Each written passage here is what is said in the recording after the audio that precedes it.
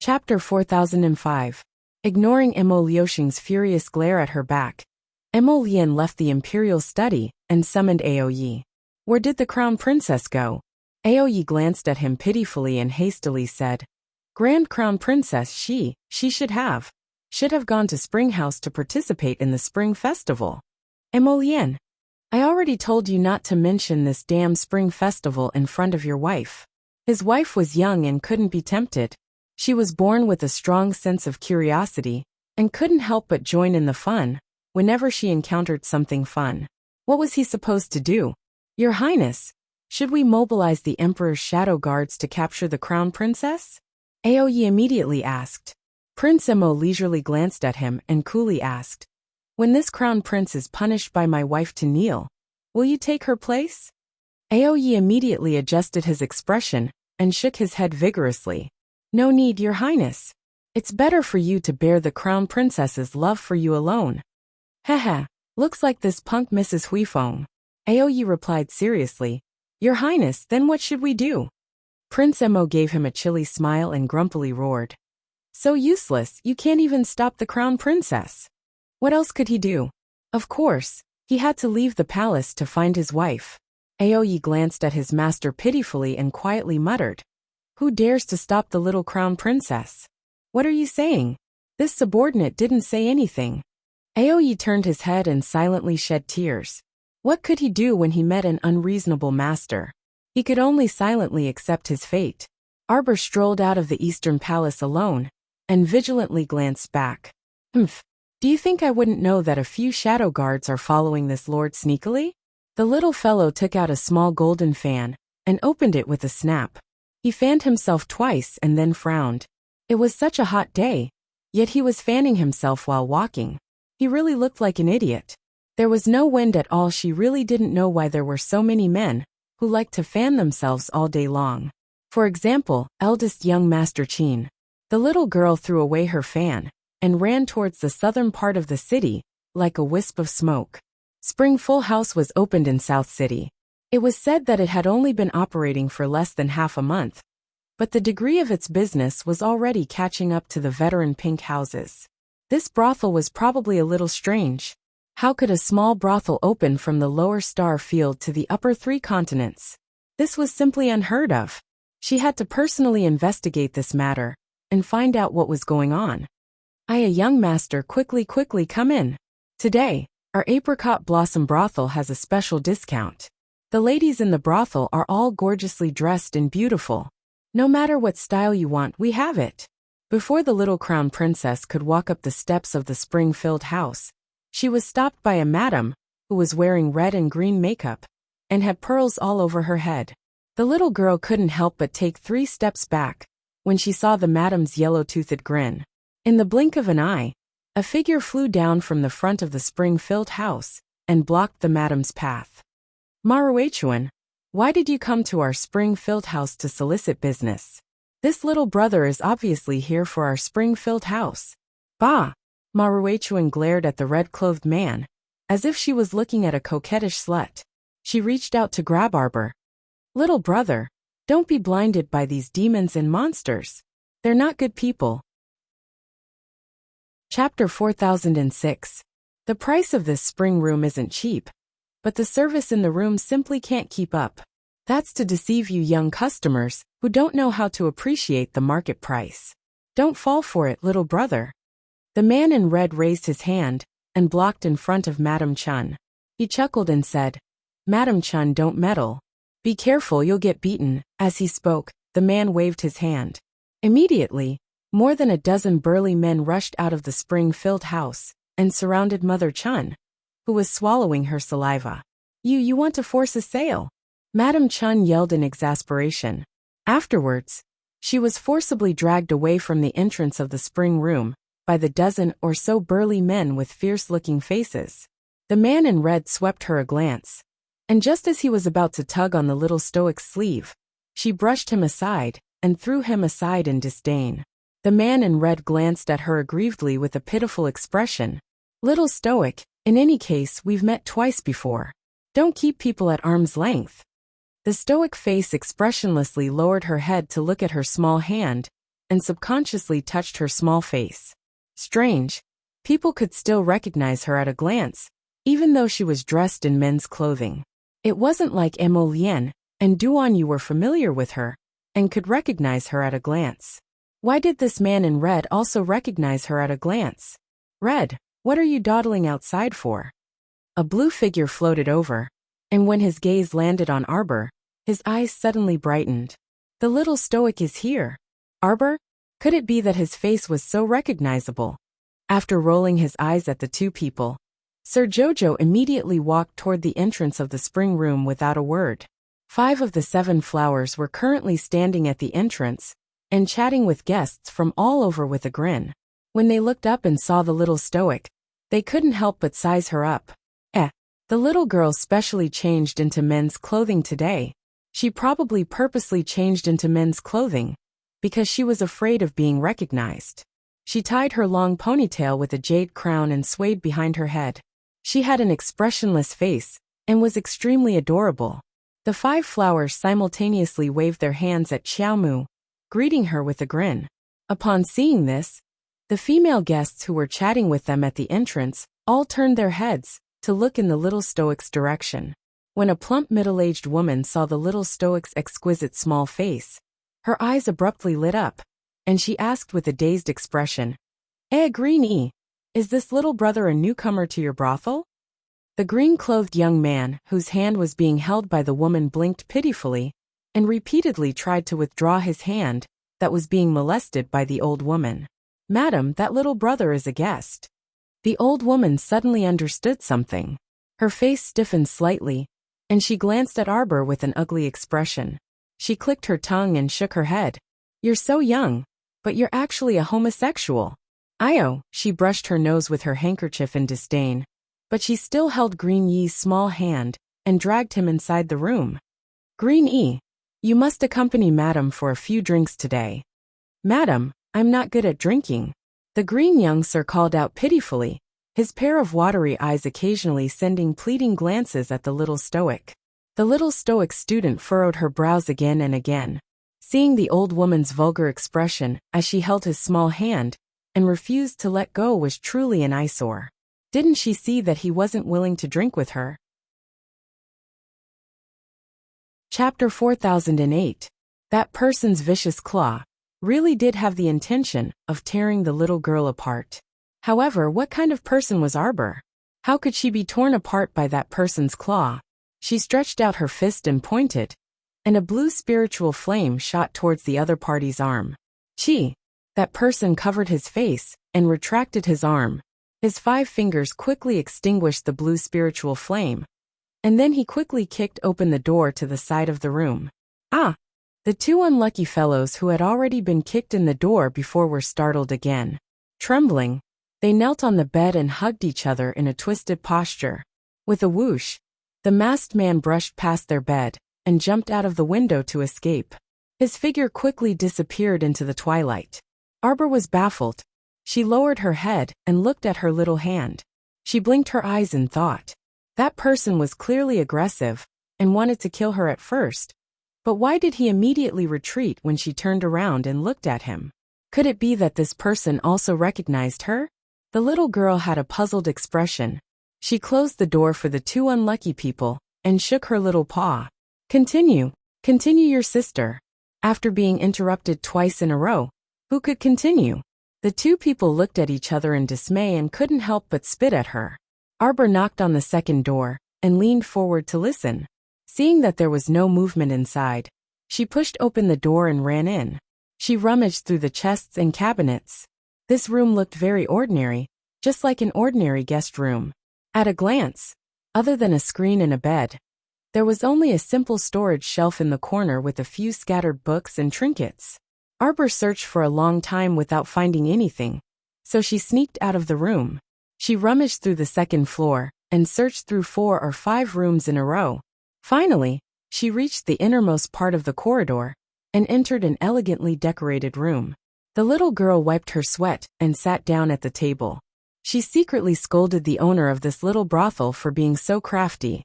She rummaged through several rooms in a row, but she didn't find anything. This was simply illogical. As far as she was concerned, this strange little one had to be hiding something for her. Now that she thought about it carefully, it was very strange that Yi Lingmin had led her to that building that night on Seikong Planet. At that time, Yi Lingmin also said that Shuntian Prefecture's Prefecture Lord Gung Pengcheng's underground base was located under the entire red light district. But was that really Gung Pengcheng's underground base? Or was it the power behind him? Ever since she arranged for Dun Zong to stay in Shuntian Prefecture, Tianyun's people never appeared to contact him again. This meant that Dun Zhen's identity must have been exposed. However, it was clear that the current Tianyun had placed all his attention on the upper 3 continents. He would definitely not spare any time to deal with the Dun clan in the Shuntian Prefecture. If they didn't have any background, who would have the leisure to open a small brothel in the upper 3 provinces? With such wealth, power, he could have done something else.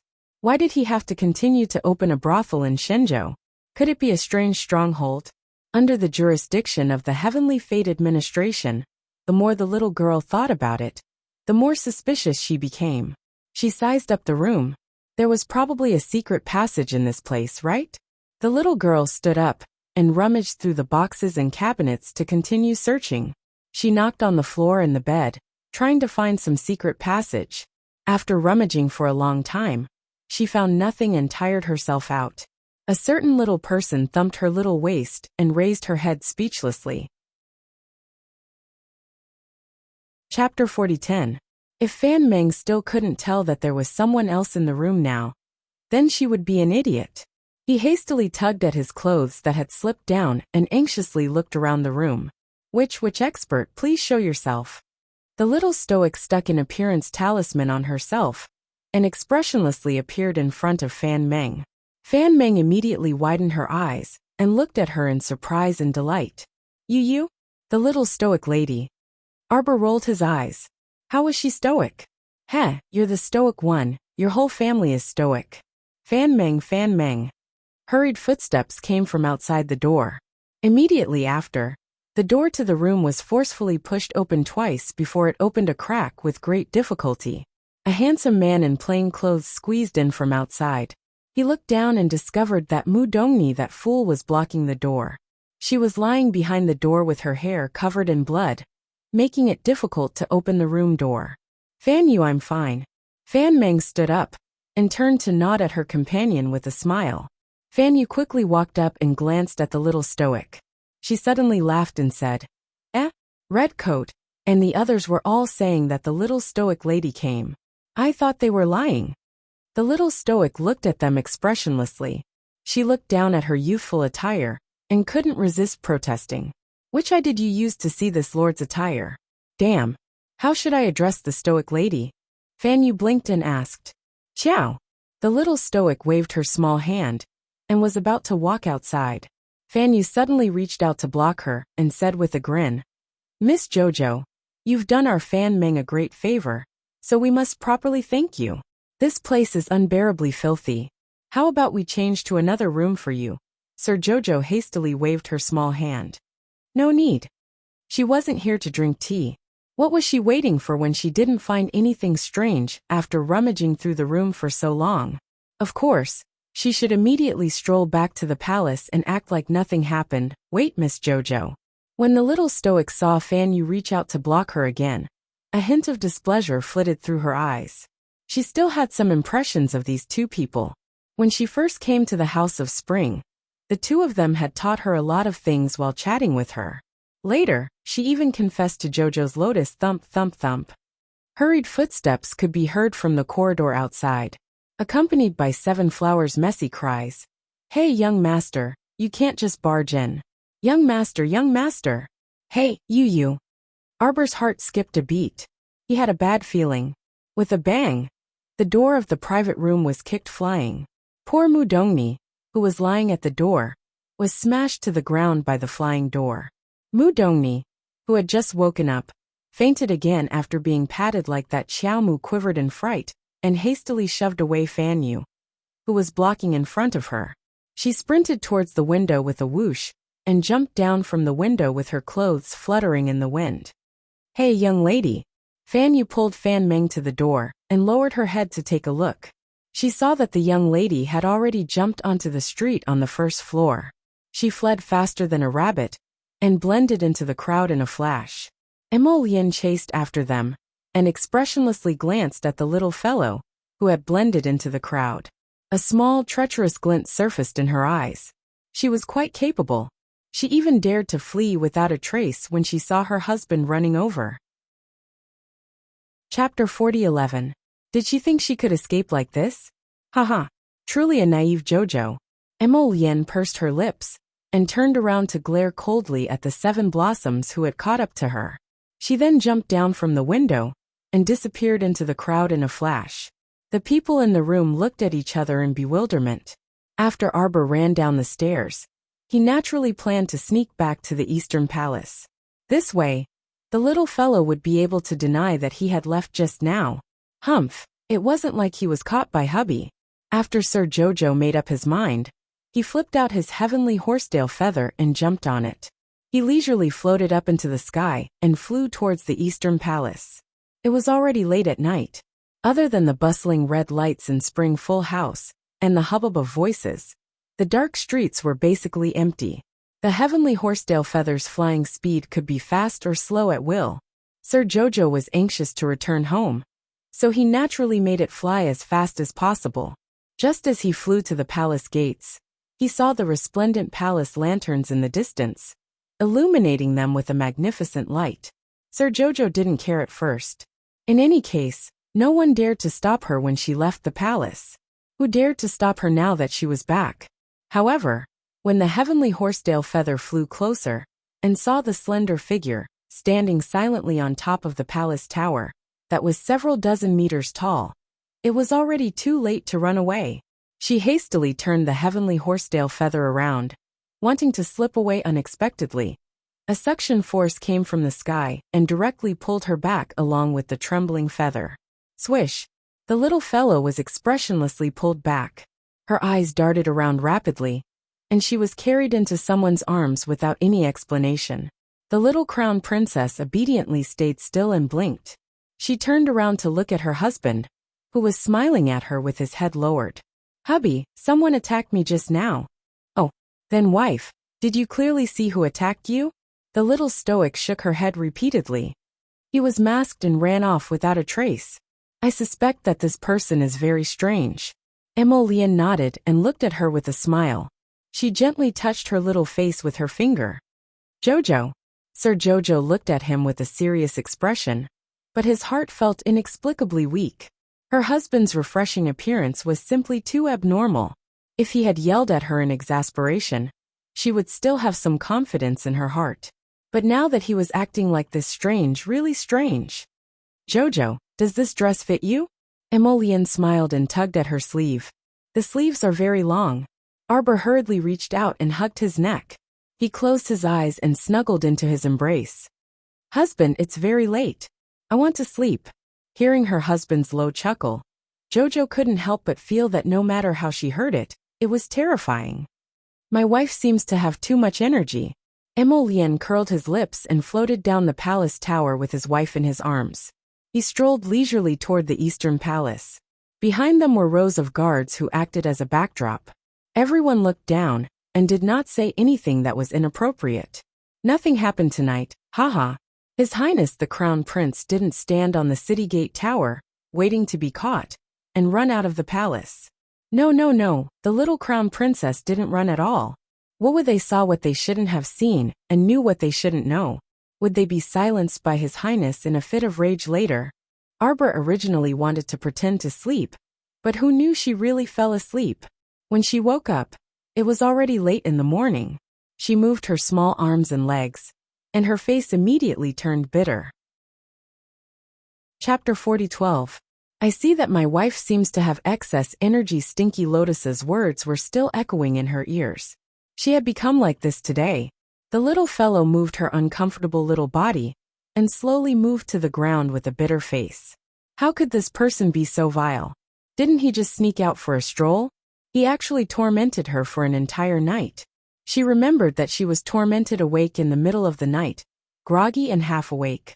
She didn't know what kind of medicine this bad guy blew on her, but now her whole body felt uncomfortable. Her small hands and feet were also somewhat weak, infuriating. She vowed not to beg for mercy, and even more so, she couldn't be weak. The little crown princess moved to the ground and immediately made an "io" sound. She put her hands on her waist and frowned pitifully. "Crown princess, you're awake." Kai Chi and Kai Xiu were holding toiletries, clothes, shoes and socks as they walked in with a smile, looking at her with pursed lips. Arbor was expressionless as he sat upright on the edge of the bed. He stretched out a pair of small paws and said, "Change clothes." Kai Xiu was overjoyed. The crown princess usually didn't need their help. Now that she suddenly had a mischievous look, it was really fun to look at. After helping the little crown princess change clothes and wash up, Kai Xiu pursed her lips and said with a smile, "Crown princess, His Highness just brought a lot of books from the Imperial Hospital for you. You'll have books to read during this period of time. His Highness wants you to read books after breakfast. He'll be back in the afternoon." Jojo scolded him 3 times in a row. Looking at the servants bringing in boxes of books, there was no change in her expression, but her heart was a little broken. Jojo's lotus was really too vile. He actually found so many books for her, and urged her to stay at home to read, and not go out for a stroll. Humph. The little girl expressionlessly held a small spoon, and sent a mouthful of bird's nest porridge into her mouth. She glanced at Kai Xiu standing at the side. "I want to go home," the little girl said expressionlessly. Kai Xiu pursed her lips and nodded. "His Highness said that he'll be back in the afternoon to accompany the crown princess back." Humph. The little crown princess was a little angry. She took a look at the time, and realized that it was almost noon. Thus he asked, "Didn't you say you'd be back at noon? Where is he?" Kai Chi covered her mouth and laughed. "Crown princess, perhaps His Highness was delayed by a small matter. Could it be that the crown prince consort is hungry again after having breakfast?" The little crown princess rolled her eyes. While they were talking, Kai Chi hurriedly ran in from outside the door. She bowed and said, "Reporting to the crown princess, Empress Dowager Chen sent someone to pass on a message. Lunch will be served at Nanjing Court in the Imperial Garden. Please invite the crown princess over." Kai Xiu straightened her face and slightly frowned. The little crown princess, however, had already pulled a long face in displeasure. Who knew what this old lady was up to? Ever since the incident with old Madame Chiao, Arbor no longer had any patience for this kind of old fogey, who took advantage of her seniority. "Go and reply to the person who passed on the message. Just say that this crown princess is not feeling well and will not be attending." "Hey mama, you can't barge in." "Barge in, eh? I don't know where the crown princess is feeling unwell. This old servant can ask the Empress Dowager to send a doctor from the Imperial Hospital to come and treat the crown princess." A rude and unreasonable voice cut in. It pushed aside the few palace maids and eunuchs who were blocking it, and directly led a group of valiant women to barge in. Chapter 40:13. The old woman in front of her had a fierce-looking face, and didn't look like one of the palace's old nannies. Instead, she looked a bit like a hired thug. As for the 7 to 8 sturdy nannies behind her, each of them were also tall and sturdy. They were the type that could hang 2 little royal maids up with a single punch. Arbor stared at them with a dark expression.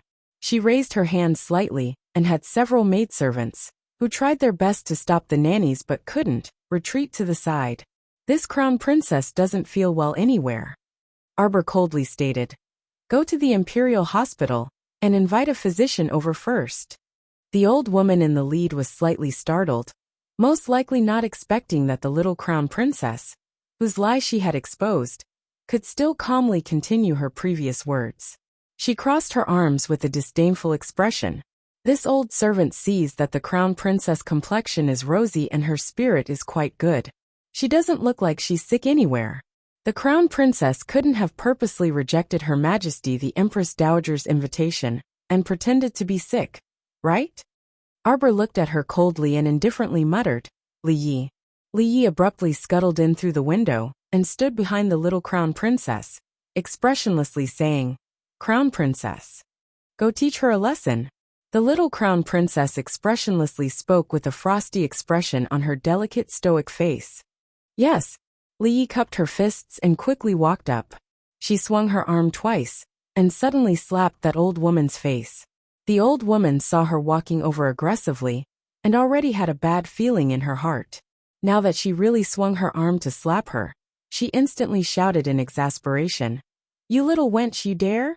Io. Before she could finish her nonsense, a large slap landed on her face. That old woman was indeed fierce-looking and had boundless strength, but that was only in front of several delicate palace maids. When she encountered a spiritual realm expert like Li Yi, she didn't have the slightest bit of strength to retaliate. A slap immediately landed on her face, and her face was immediately slapped crooked. Zhao Mama. The old nannies behind her felt their hearts beating wildly. They looked at the expressionless crown princess in shock. The young crown prince consort was really going to attack them without a second word? If she still had the Empress Dowager in her heart, she would not have acted so ruthlessly and mercilessly to them. It was obvious that he didn't put Empress Dowager Chen in his eyes at all. The fierce-looking old woman, Granny Zhao, was so angry that her whole body trembled. She was an old granny by the Empress Dowager's side. Usually, she was in charge of the affairs of the outer court, with a strong body, who dared to make trouble for her. In all these years, she had never been wronged like this in the palace. How could she be slapped by a little maid serving the crown princess? This was intolerable. What are you all still standing there for? Granny Zhao snapped. Suppress this little bitch for me. I'll kill her today. Who does Granny Zhao want to kill? A bone-chilling voice suddenly sounded from the doorway. Granny Zhao and the others turned around in shock, and hurriedly knelt down in greeting. Greetings to your highness the crown prince. Greetings to your highness the crown prince. Emolien's handsome face was cold as he slowly walked in with his hands behind his back. Seeing the mess on the floor, he couldn't help but frown. Who allowed you old shrews to barge into the bedchamber? What big guts! Granny Zhao and the others trembled as they secretly complained incessantly in their hearts. Chapter 40:14. Why did this master return so quickly? Could it be that he didn't encounter Miss Chen along the way? Granny Zhao complained in her heart, secretly cursing that Miss Chen for being incompetent. She couldn't even delay a man. This really wasn't going to be easy to clean up. Granny Zhao hurriedly smiled apologetically. It was us servants who overstepped our bounds. We servants deserve to die 10,000 deaths. We shouldn't have impatiently barged into the bedchamber. We servants will leave now. You do deserve to die. Prince Imo coldly cut her off and nodded with an indifferent expression. Come. Several guards had been waiting outside for a long time, but they had always been well trained. Without the male and female master's summons, they naturally wouldn't take a single step into the inner hall.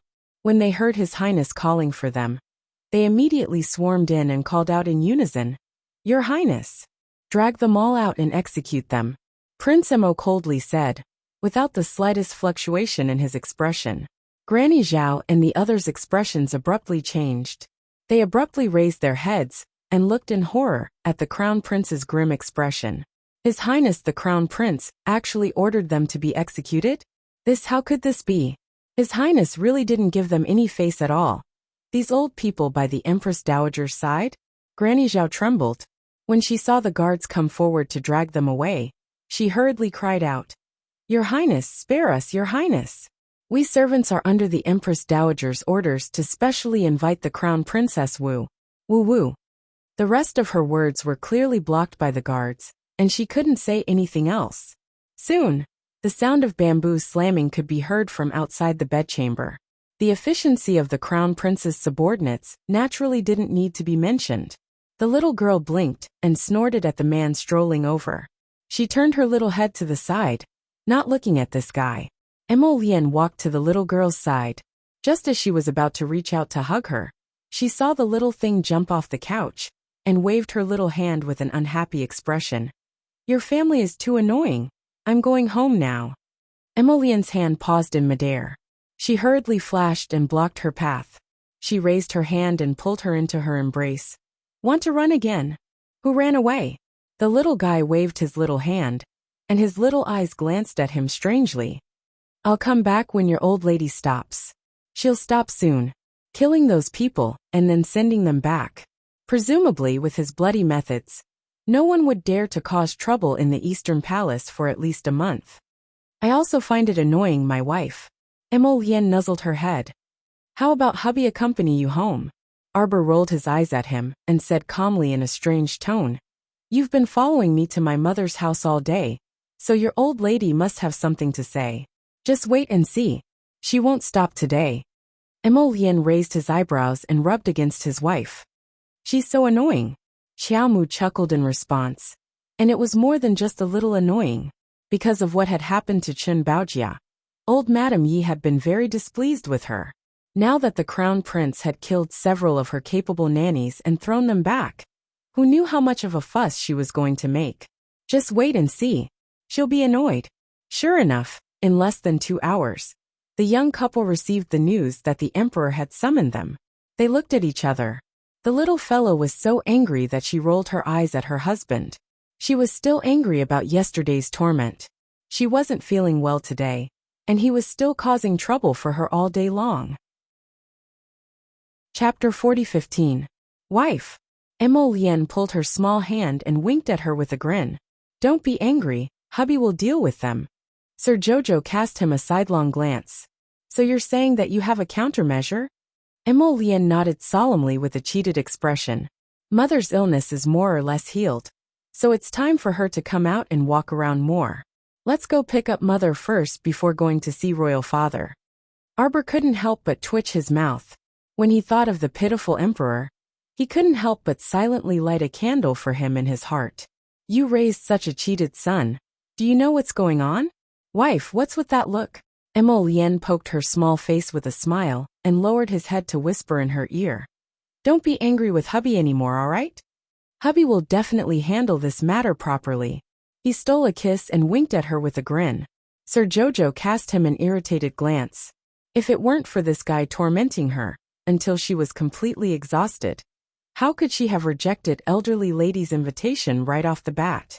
If she had some energy, she would have played with elderly lady. It wasn't like she was afraid of her. The young couple sat in the carriage and strolled to the emperor's zenith palace. They weren't in a hurry to see the emperor, so they ran to see their mother first. When the empress heard that her son and daughter had come, she was very happy. Her originally pale cheeks were now flushed with warmth. When Prince Emo saw his mother, he aggrievedly grabbed his wife's small hand and ran over. As soon as they met, he complained to Her Majesty the Empress. Mother, your son's wife is about to be bullied to death. This cheated crown prince blabbered on and on about how the Queen Dowager allowed a wicked servant to trespass into the Eastern Palace's bedchamber, and even spoke nonsense to her own daughter-in-law, and refused to be disciplined. After he ordered someone to beat her to death in a fit of rage, the Queen Dowager wanted to make trouble for them, and so on. Regardless of whether it was right or wrong, complain first. The little stoic expressionlessly sat on the small stool in front of the Empress, and obediently placed her 2 small hands on her knees. Her pitiful appearance immediately entered the hearts of everyone in the Empress's palace. The Empress glanced at her silent daughter-in-law, and was immediately filled with righteous indignation. These wicked servants are really bold. The maids and palace maids around the Empress were the confidants of the Emperor and the Empress. These past few years, she didn't leave her residence, and stayed in the underground ice palace to take care of Her Majesty, so she didn't know much about the little stoic, this crown princess. After hearing the crown prince's description, they all secretly sympathized with the little crown princess. She was so young and didn't have any background in the imperial city. She was bullied by the old madam every day. How pitiful. Come with me to see your father. The Empress was furious. He got up and ordered the servants to change their clothes. He planned to accompany his son and daughter-in-law to the imperial study to have a good talk with the great emperor. Mother, Prince Emo said aggrievedly. A few days ago, Jojo needed a relatively quiet environment in order to make the soul-returning pill for mother. The palace was too noisy, so we moved to Jojo's maiden home for a while. However, the old madam bore a grudge against Jojo. A certain little person obediently sat on the small stool without uttering a word. The Empress pulled her up with heartache and stroked the child's head. It's been hard on our Jojo. Don't worry, I'll go talk to your father. We can't let people wrongly accuse you. The empress was displeased and muttered softly, "You've been tormented like a day for several decades." Chapter 40:16. The little crown princess was led out by her husband with an inexplicable expression. Before leaving, she looked curiously at the old and young palace maids beside the empress. They were all looking at her with a sympathetic gaze. What were they doing? The little crown princess didn't know that in the crown prince's explanation, these people had already imagined scenes of the little crown princess being bullied and humiliated. One of the old nannies even wiped away her tears with emotion. This was really a beautiful misunderstanding. In the great emperor's imperial study, Emo Luxing had a headache as he looked at the crying old lady sitting there. Princess Yan Yun awkwardly accompanied Empress Dowager Chen, not knowing how to comfort this heartbroken old lady. Since 2 hours ago, when she received the news that the old maids she sent to the Eastern Palace were all killed by the crown prince, the old lady almost fainted from anger. The old Empress Dowager, who ran to the great emperor to make a decision, cried 2 times in front of Emo Luxing with snot and tears, causing the great emperor to have a headache. When she thought of her son, she couldn't help but want to call him over to scold him. "Since you've messed with the old lady, then you should deter her until the end, okay? Look at what you're doing now." The old lady came to make a fuss in front of him. "The empress has arrived. The crown prince and the crown princess have arrived." The 2 announcements made the unprepared Emo Luxing and Empress Dowager Chen's heart skip a beat. Especially Empress Dowager Chen, her eyes narrowed. She had experienced the empress's daughter-in-law in the past. That unruly temper. It might even be worse than the crown princess.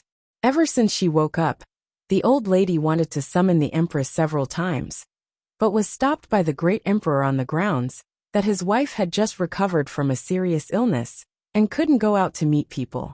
Now that they suddenly met in the imperial study, it was unexpected. Emo Luxing and the old lady were in 2 completely different moods. When he heard that his wife came with those 2 brats, he knew that those 2 brats definitely didn't have good intentions, and went to ask his wife to come over to support them. It was hard to believe that those 2 brats could be so deceitful. Emo Luxing expressionlessly looked up at the 3 people who came in. His originally taut handsome face couldn't help but soften a bit when he saw his wife. She quickly walked out from behind the desk and greeted by Wuxia. She then turned to glare at Emo Lian grumpily as she reprimanded, "Your royal mother's body hasn't fully recovered yet. How can such a trivial matter alarm your royal mother? If I didn't come, who knows how my daughter-in-law would be bullied?" The emperor was a bit dumbfounded and glanced at the little stoic suspiciously. What did these 2 brats say to their wife? Why did his wife look like she was protecting her empress with their arrogant and unreasonable temperaments? How could they be bullied by others? Was there a big misunderstanding? "Wuxia." Emo Luxing pulled her small hand, chuckling as he smoothed things over. How could that be? Little glutinous dumpling's wife was not easy to deal with.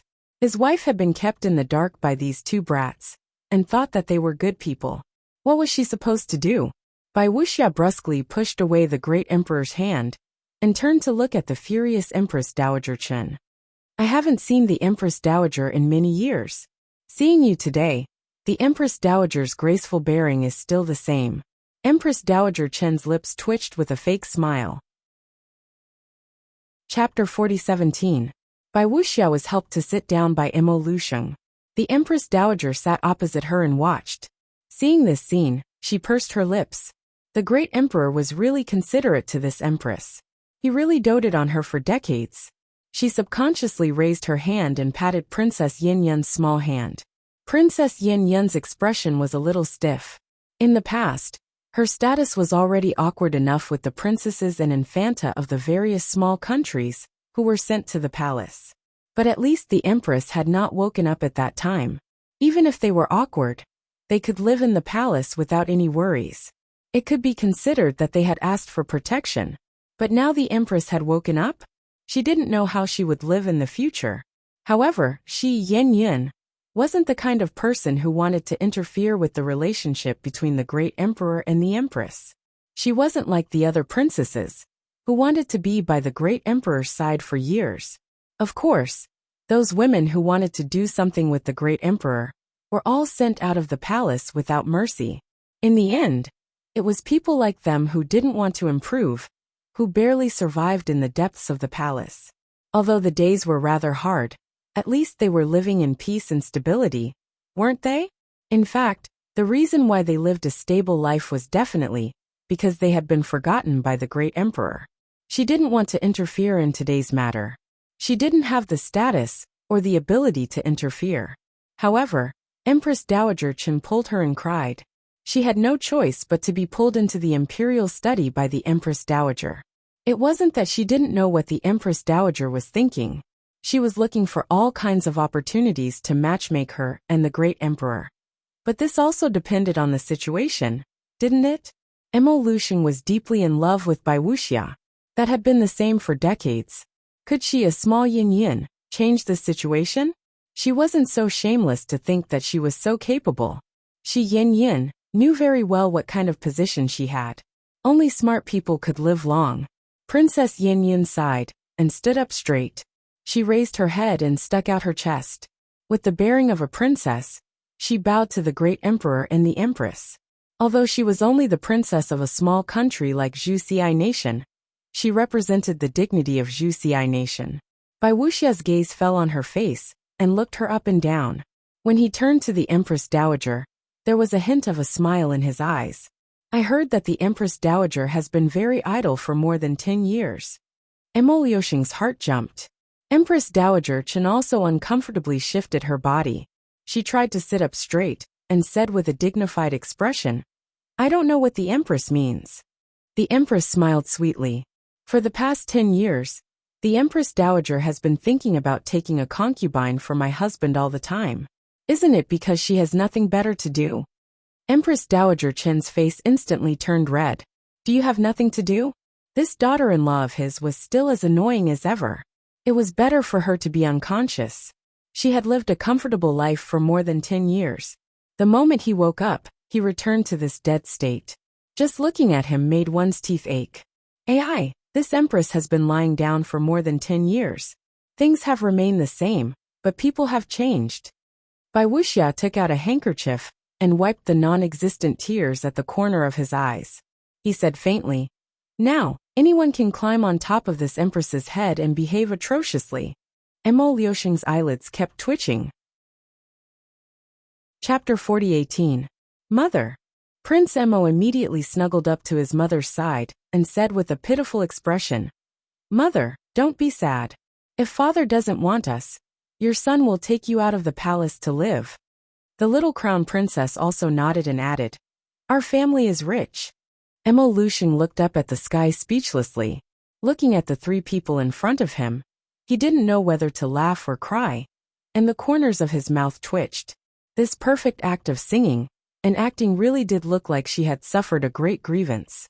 Empress Dowager Chen was already angered to the point of vomiting blood by Prince Emo and the little crown princess. Now that she saw the empress' protective behavior, she was even angrier to the point of trembling. She slapped the armrest and said sternly, Your Majesty, just let them do as they please.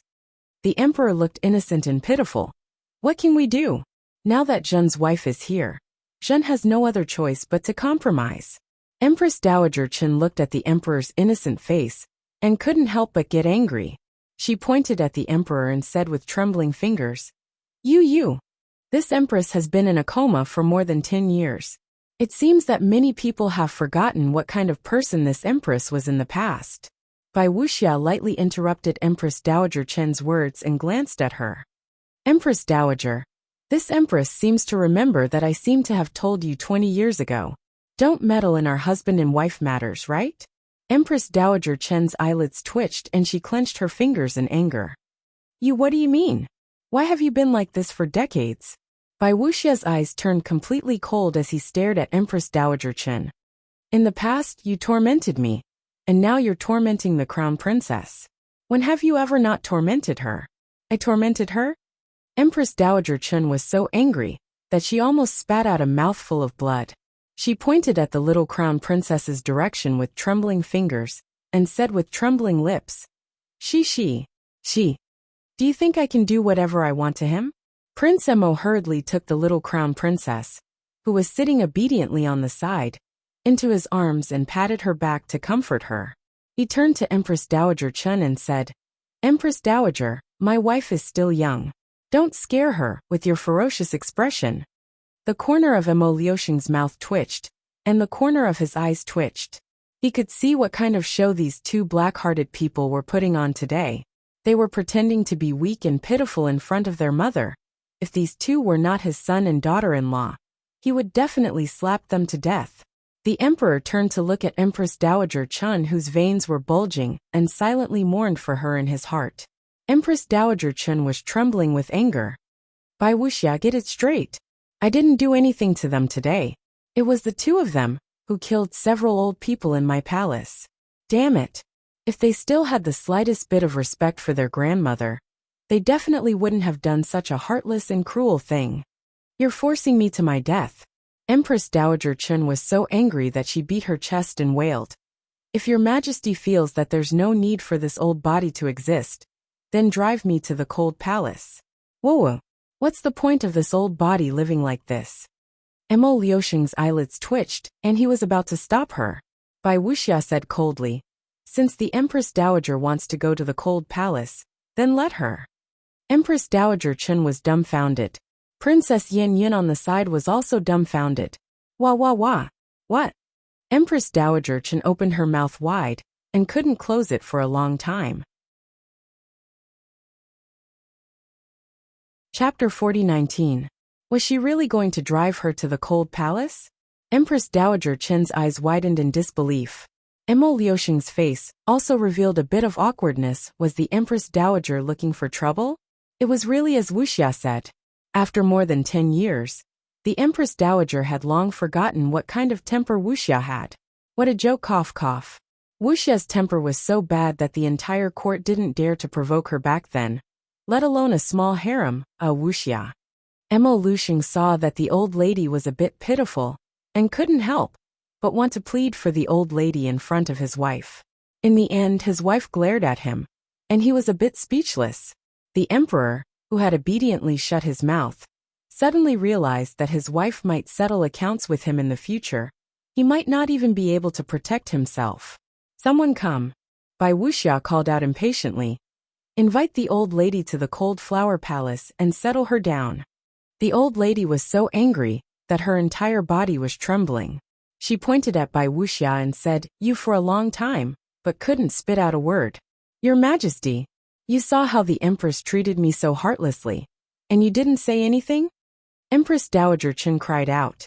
Mo Lian and Arbor sat side by side, and couldn't help but roll their eyes at the same time. Was there something wrong with her? She was clearly the one who asked to go to the cold palace to live out her days. Why did she blame Mother Empress for being heartless and cold now? No matter how she handled it, it wouldn't end well. Grand Concubine Fong has arrived. Just as they were talking, another announcement came from outside. The Emperor and Empress looked up at the same time, and saw a kind-looking old woman walk in and say to them with a smile, "Your Majesty, Empress, this old one is presumptuous." Bai Wuxia's expression softened slightly, and she stood up with a smile. "Grand Concubine, please sit." Grand Concubine Fong sighed and sat down. She raised her hand to pat the sobbing Empress Dowager Chun. "Sister, His Majesty has many things to do. We really shouldn't make such a fuss over such a small matter." "Empress, it's indeed not appropriate for the Empress Dowager to go to a place like the cold palace." Grand Concubine Fong continued. "The Empress Dowager is old. Please treat her leniently for the sake of the late emperor." Bai Wuxia smiled more and more warmly and sweetly. "Old princess, you don't know. The suggestion of going to the cold palace was made by the Empress Dowager herself," she said with an aggrieved expression. "Since the Empress Dowager has said so, as a junior, this consort can only comply." Empress Dowager Chun gritted her teeth. "Shameless. Why don't you comply with other things? Are you here to be respectful to your elders, or to stir up trouble? Whenever you want to obey, whenever you want to disobey, whenever you want to disobey, you disobey. Empress Dowager, you want to go to the cold palace and then regret it?" Bai Wuxia glanced at her sarcastically. Old Concubine Fong hurriedly smiled to smooth things over. "Empress, Old concubine Fang took Bai Wuxia's hand with a smile and patted it gently. What happened today was probably just a misunderstanding. My sister's people were disobedient and trespassed into the crown prince's bedchamber. They deserved to die. Empress Dowager, she was just blinded by those wicked servants for a while. Old concubine Fang looked back at Empress Dowager Chen. The latter's face stiffened. Although he felt depressed, he didn't dare to say anything else. After all, the Empress's words had almost sent her to the cold palace. Ah! Bai Wuxia looked unhappy. He smiled coldly and looked at old concubine Fang, saying, "What if this consort insists on inviting the Empress Dowager to the cold palace?" Chapter 40:20. Old concubine Fang's eyes moved, and she hurriedly reached out to stop the Empress Dowager, who was about to jump up. She shook her head with a smile. "Wuxia, you won't." The Empress smiled very gently. "I didn't care about the Empress Dowager in the past. Not because I had a good temper, but because I was too lazy to care about her." Old concubine Fang's benevolent face almost fell what the Empress said. It was like slapping the Empress Dowager's face with a backhand. But it's different now. The Empress looked with a smile at the old lady whose face was dark and stiff, and said with a smile, "I have to protect my son and daughter-in-law now, and I have to protect my grandchildren in the future. I can't always let some random people step on my son and daughter-in-law's heads. His Majesty has a good temper, and doesn't want to care about the old lady." The Empress's face darkened, and she said coldly, "Empress Dowager, what kind of temper do I have? Shouldn't you think about it?" Empress Dowager Chen's face turned green, black, and white in a flash. It didn't take long for her face to change a few colors. Old concubine Fang's face was also a bit twisted. She forced a smile and said, "Sister Empress Dowager is old. She will think about it more, and she will remember it." "Think about it? Think about what?" "Think about how she was defeated by the Empress in the past?" Empress Dowager Chen's face was very ugly. She didn't want to stay here and make a fool of herself anymore. She stood up and waved her hand, saying with a sneer, "The Empress insists on protecting her, and I have no other choice. In this case, I can only go to Mount Heaven Saint to worship the former emperor and let him judge for me." Old concubine Fang's face stiffened. She really wanted to slap this brainless old sister's face. She finally persuaded the Empress and didn't hesitate to put down her old face and smile. In the end, it was all ruined by this old woman's words. As expected, the Empress's face darkened. She raised her hand and shouted, "Tiansha." A black shadow suddenly landed in the study, bowed, and didn't say anything. "In this case, you lead the people, and let the deputy commander of the imperial army accompany you. Send the Empress Dowager to Mount Heaven Saint to fast and pray for the former emperor. You don't have to come back for at least 2 to 3 months. After all, praying for blessings for 1, 2, 3, or 5 days is useless." "Yes, Your Majesty." The shadow guard named Tian Sha responded coldly, and turned to look at the dumbfounded Empress Dowager. "Your Highness, please." Empress Dowager Chen almost spat out a mouthful of poisonous blood. Her finger trembled as she pointed at the Empress. You. She looked anxiously at the Emperor. Unexpectedly, the Emperor had already pretended to sit back down beside the table. He picked up a booklet from the side and flipped it upside down in front of his eyes, reading with great interest. Humph! He knew that the Emperor had no right to speak in front of his wife. The Empress Dowager flew into a rage. She flicked her sleeves and walked out unwillingly. The Empress stood up and said, respectfully sending off the Empress Dowager. The veins on Empress Dowager Chen's face bulged. Consort Dowager Fang looked at them speechlessly, sighed, and said with a smile, "Then this old one will go back first. Old imperial concubine, take care." Consort Dowager Fang sighed again. Before she walked out, she looked at Arbor's face. The little girl had a very obedient expression. She sat beside Prince Mo and didn't say anything, watching the show from beginning to end. Chapter 40:21. After the 2 old ladies left, the servants silently closed the door to the imperial study, leaving the family of 4 to stare at each other. Emo Liuxing's face was stern as he suddenly slammed the table.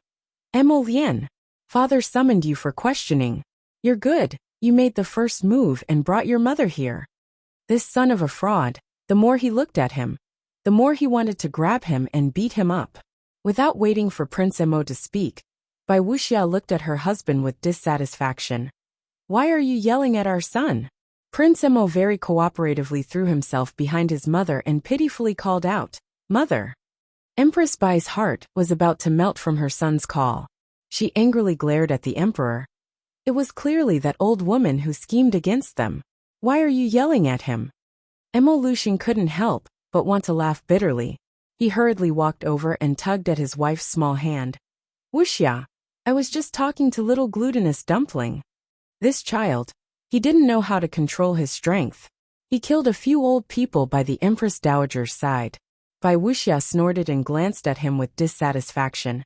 If they weren't looking for death, why would my son lower himself to their level? Emperor! Exclamation point. What you said makes sense, but you don't know the fraud of our lives. Wuxia pulled Emo Lien and Arbor's hands and said angrily, I didn't know that my son's life was so difficult. Even a random dog slave could barge into their sleeping quarters. The old lady can casually scold them. We can't live like this. The young couple nodded in agreement. Their obedient appearance made the emperor grind his teeth in anger. Wife, you've been bewitched by these two little bastards. They're not like what you're saying. You didn't see the scene of these two bastards climbing up the roof and demanding debts. Even he, the emperor, had been cheated by them several times. With their pure evil nature, how could they be bullied by others? Not taking the initiative to bully others was already very righteous. Little glutinous dumpling Jojo, pack your things and follow mother back to Glory City. It's not comfortable to live in the palace. Let's go home with your grandfather. Wuxia hugged her son and pretended to cry. Your father doesn't love the three of us. We still have grandpa. The emperor's handsome face was bitter. He hurriedly pulled his son away and tossed him to the other side of Arbor. He hugged his wife and hurriedly said, All right. Your husband will send someone to send the Empress Dowager to Mount Heaven Saint. He hugged his wife and patted her. Then he turned around and glared at the two of them. The look in his eyes was blatant. Why aren't you getting lost? Emo Lien pursed his lips and reached out to take his wife's small hand, leading her out of the imperial study. The two of them circled around the room and came to the window at the back of the imperial study. At the same time, they crouched there and looked inside. From where they were, they could clearly see their father's deflated face. The two of them looked at each other silently, covering their mouths as they laughed. Who told you to find fault with us? Now you've kicked an iron plate. Wuxia said angrily. You've been living a carefree life while I wasn't here. How could that be? Emo Lucian hurriedly said. It's not carefree at all. I heard that there are many women like Princess Yin Yun hidden in His Majesty's back garden. Nonsense. Emo Lucian hurriedly denied. I don't know any of them. Wuxia snorted. I also heard that the Empress Dowager wants to marry you a concubine. Chapter 40-22. Wife. Emo Lucian hurriedly begged for mercy with a pitiful expression. I don't recognize any of the things you said above. All these years, I've lived a life that's even more austere than a monk's. If you don't believe me, you can ask Lifu. Emo Lucian said aggrievedly. Wife, I've waited for you for more than 10 years. My loyalty to you is as clear as the sun and the moon. I've waited bitterly for you. Half of my hair has turned white. Wuxia glanced at his gorgeous long black hair and rolled her eyes at him. Looking at his bitter expression, she couldn't help but burst into laughter. In fact, how could she not know the emperor's feelings for her? She was just putting on an act just now. But when she saw the old woman holding Princess Yin Yun's hand in the imperial study, it really made her feel a little uncomfortable. The old woman looked at Princess Yin Yun like a mother-in-law looking at her daughter-in-law. It really made her feel nauseous. She didn't know how many beautiful girls the old woman had introduced to her husband while she was unconscious. Fortunately, her husband was upright and wasn't afraid of slanted shadows. Otherwise, who knew how many good sisters would pop out of her family after all these years? The Empress panicked at the thought of these good sisters. The old woman's actions today were simply too irksome. Wuxia looked up at the Emperor. What do you plan to do with those princesses? Mo Lusheng saw that his wife was angry, and immediately said without blinking, "Sell them all?" Bai Wuxia was speechless. He pulled out his hand and hit him. Sell what? Did he think that those people were just some maidservants who could be casually sold just like that? If they were really sold, who knew how those monarchs would come and make a fuss? Bai Wuxia smiled faintly. What do you think about adding a few more people to Jianping Mansion? The emperor's mouth twitched. Wife, why can't the grudges between you and Jianping be smoothed out after more than 10 years? On the surface, the emperor naturally nodded happily. Good. Jianping Mansion will be lively with more people. Bai Wuxia nodded in satisfaction. Arbor leaned over to Emolien's ear and whispered, Hubby, mother is so powerful. Emolien nodded. Jojo, we'll have a good life in the future. Then, let's not deal with the old lady in the future, Emolien said in a low voice. Leave it to mother. She can scold the old lady until she starts to doubt her life. Brat, when did you learn to squat in the corner? At the emperor's bellow, Crown Prince Mo hastily scooped up his wife and ran off like a wisp of smoke. My Joe's section break. Wallalala, splatter. The sound of debris falling to the ground echoed inside and outside Empress Lu's bedroom. How is it possible that we can't find anything? Trash. A bunch of trash. Empress Lu scolded angrily, her eyes red. The palace maids who were prostrating on the ground had long turned pale. They lowered their heads and didn't dare to raise their heads.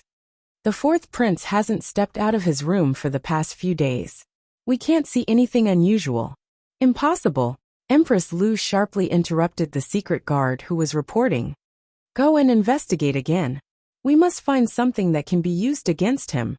I will personally present it to His Majesty and let him see what his good son has done. Your Majesty, Your Majesty. The eunuch's sharp voice sounded. Something bad has happened. Something happened to the crown prince. Lear. Empress Lu's expression changed. Chapter 40-23.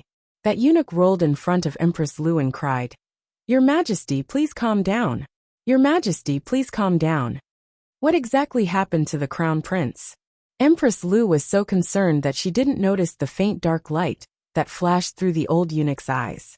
The old eunuch lowered his head and said in a trembling voice, Your Majesty, this servant heard that His Highness the Crown Prince snuck out of the palace tonight and went to Huachu House. Empress Lu was stunned and then asked sternly, Where is it? What Huachu Hall? One could tell that it wasn't anything good from the sound of it. The old eunuch lowered his head and cried, It's a brothel. What? Empress Lu widened her eyes in horror. The crown prince went to visit a brothel. And now even the old eunuch beside her knew about it. What did that mean? It meant that the crown prince's matter couldn't be hidden anymore, okay? That wasn't the end of it. The old eunuch lowered his head and said in a low voice, His Highness the crown prince got jealous over a woman and got into a fight with a patron of the brothel. In the end, he lost and was carried back to the palace with his head covered in blood. I heard that he even made a fuss about ransoming a prostitute in the brothel. Now the whole court knows about it. Empress Lu's body went limp and she collapsed to the ground. That eunuch cried and crawled to the empress's side and said sorrowfully, Your Majesty, take care of your body. Don't worry. Perhaps the source of this news is wrong. Empress Lu struggled to get up and screamed, There must be a mistake. It must be a rumor spread by someone else. How could my Lear do that? She knew her son very well. He was a very clean and honest person. All these years, Empress Lu had been looking for a suitable candidate for her son, who could help him secure his position as the heir apparent. Her son's brain must have been caught by a door. Why would he go to that brothel and get jealous over a woman? It must be a rumor. Empress Lu was so angry that she clutched her chest and screamed, It's Old Fourth. It must be that Old Fourth who did this. I want to see His Majesty. I want to see His Majesty. Look at that good son of his, all day long. He's up to no good. When Empress Lu rushed to the door of the hall, she was immediately stopped by someone. Empress, His Majesty has ordered you to be grounded for a month. A sharp light appeared in Empress Lu's eyes. Get out of my way. I want to see His Majesty. I'm sorry, Nyang. We are under His Majesty's order to guard Renchuan Palace. Before His Majesty gives the order to lift the seal, Nyang Nyang cannot take half a step out of Rinchuan Palace. Empress Lu, ah! With a shriek, she pulled her messy long hair and looked at the two guards at the palace gate, as if she was looking at a dead person. She said word by word, "Both of you, just you wait." The old eunuch followed behind Empress Lu with his head down, a mocking smile on his lips. Her Highness really can't see the situation clearly. What was she waiting for? Her mother's family had already collapsed, and not a single member of her family was left. Did she think that she still had a chance to make a comeback? He don't joke around. Empress Lu couldn't leave Rinchuan Palace. She could only pace back and forth in this huge palace. She had already smashed all the furnishings in the palace into smithereens. At this moment, the floor was full of debris, and several junior palace maids were lying on the ground cleaning up. Chapter 40-24. Empress Lu paced back and forth in the palace, and her eyes turned cold. What is fourth prince doing now? The old eunuch lowered his head and said in a low voice, His Highness has been sent to Fengyang City by His Majesty to negotiate with the Shenzhou army. Why him? She had heard that the Shenzhou army stationed 1 million soldiers in the border village of Fengyang City. Even if His Majesty was unwell, he shouldn't have sent fourth prince for such an important matter. The old eunuch lowered his eyes and said softly, It is said that His Majesty originally wanted to send His Highness the Crown Prince to deal with this matter. But now His Highness made a big fuss because of a prostitute in the Huachu Club, and his reputation is really bad. Empress Lu covered her chest and looked like she was going to faint again. Impossible. How could her leader become like this for no reason? The old eunuch continued. Besides, the commander of the Shenzhou army specifically asked His Highness the fourth prince to discuss this matter. For this reason, His Majesty has given His Highness the transfer of 700,000 fierce tiger soldiers to His Highness. Empress Lu widened her eyes in disbelief. No, that's impossible. Impossible. The old eunuch lowered his eyes and sighed. It is a foregone conclusion. Empress Lu smashed the things around her, and then she was stunned when her hand touched the air. It turned out that there was nothing left to smash in her bedchamber. The old eunuch lowered his eyes and looked submissive, but secretly he curled his lips in sarcasm. What Empress of the Central Palace? She was like a lunatic. No wonder His Majesty disliked her more and more. When she encountered some things, she could only smash and smash. She had no other choice. As he was thinking, the Empress said sharply, Secret guards. The old eunuch's heart skipped a beat, and he immediately looked up to dissuade her. Your Highness, if you let the secret guards take you out now, you will only anger heaven more. If I continue to be locked in this palace, I won't even know if the outside world changes. Your Highness, please be careful with your words, the old eunuch said hurriedly. I can't be careful, Empress Lu screamed. Secret guards, secret guards. 2 secret guards in black immediately flashed in through the window and saluted with hands folded. Your Highness, to the Crown Prince's Eastern Palace. She wanted to go to her son's place and see what was going on. A moment later, the 2 guards at the gate of Inchan Palace fell in a pool of blood. Under the protection of the secret guards, the Empress hurried to the Crown Prince's Eastern Palace. Before she reached the bedroom, she heard a burst of laughter from outside the door. The Empress was so angry that her eyes turned red when she heard the voices of these wild bees and butterflies. She ordered someone to kick open the door of the Eastern Palace. The scene of wine and meat in front of her made her tremble with anger. In just a few days, the Crown Prince had actually dug out a large pond in his bedroom. More than a dozen half-dressed young girls were sitting around Crown Prince Rongli. Some of them were delivering wine, while others were pinching fruits. Many pairs of seductive eyes followed the sound and glanced over. Get out, all of you! Empress Lu's sharp voice resounded throughout the Eastern Palace. The men and women who were indulging in their passion all trembled in fear. It's Mother Empress. Crown Prince Rongli leaned against the soft bodies of the 2 women like a spineless shrimp. He raised his hand and toasted Empress Lu, who was standing above the pool with an inexplicable expression. Chapter 40-25. Empress Lu's entire body trembles with anger. She points at Crown Prince Rongli, who is slumped on top of a woman, and says in a stern voice, "You! Look at what you've become. Get out here right now." Rongli frowns, revealing a regretful expression. "Mother, look at what you're saying. What's wrong with air? Air, this is what it means to truly enjoy life." The little eunuch who delivered the wine and fruits to the crown prince walks over from the door with his head lowered.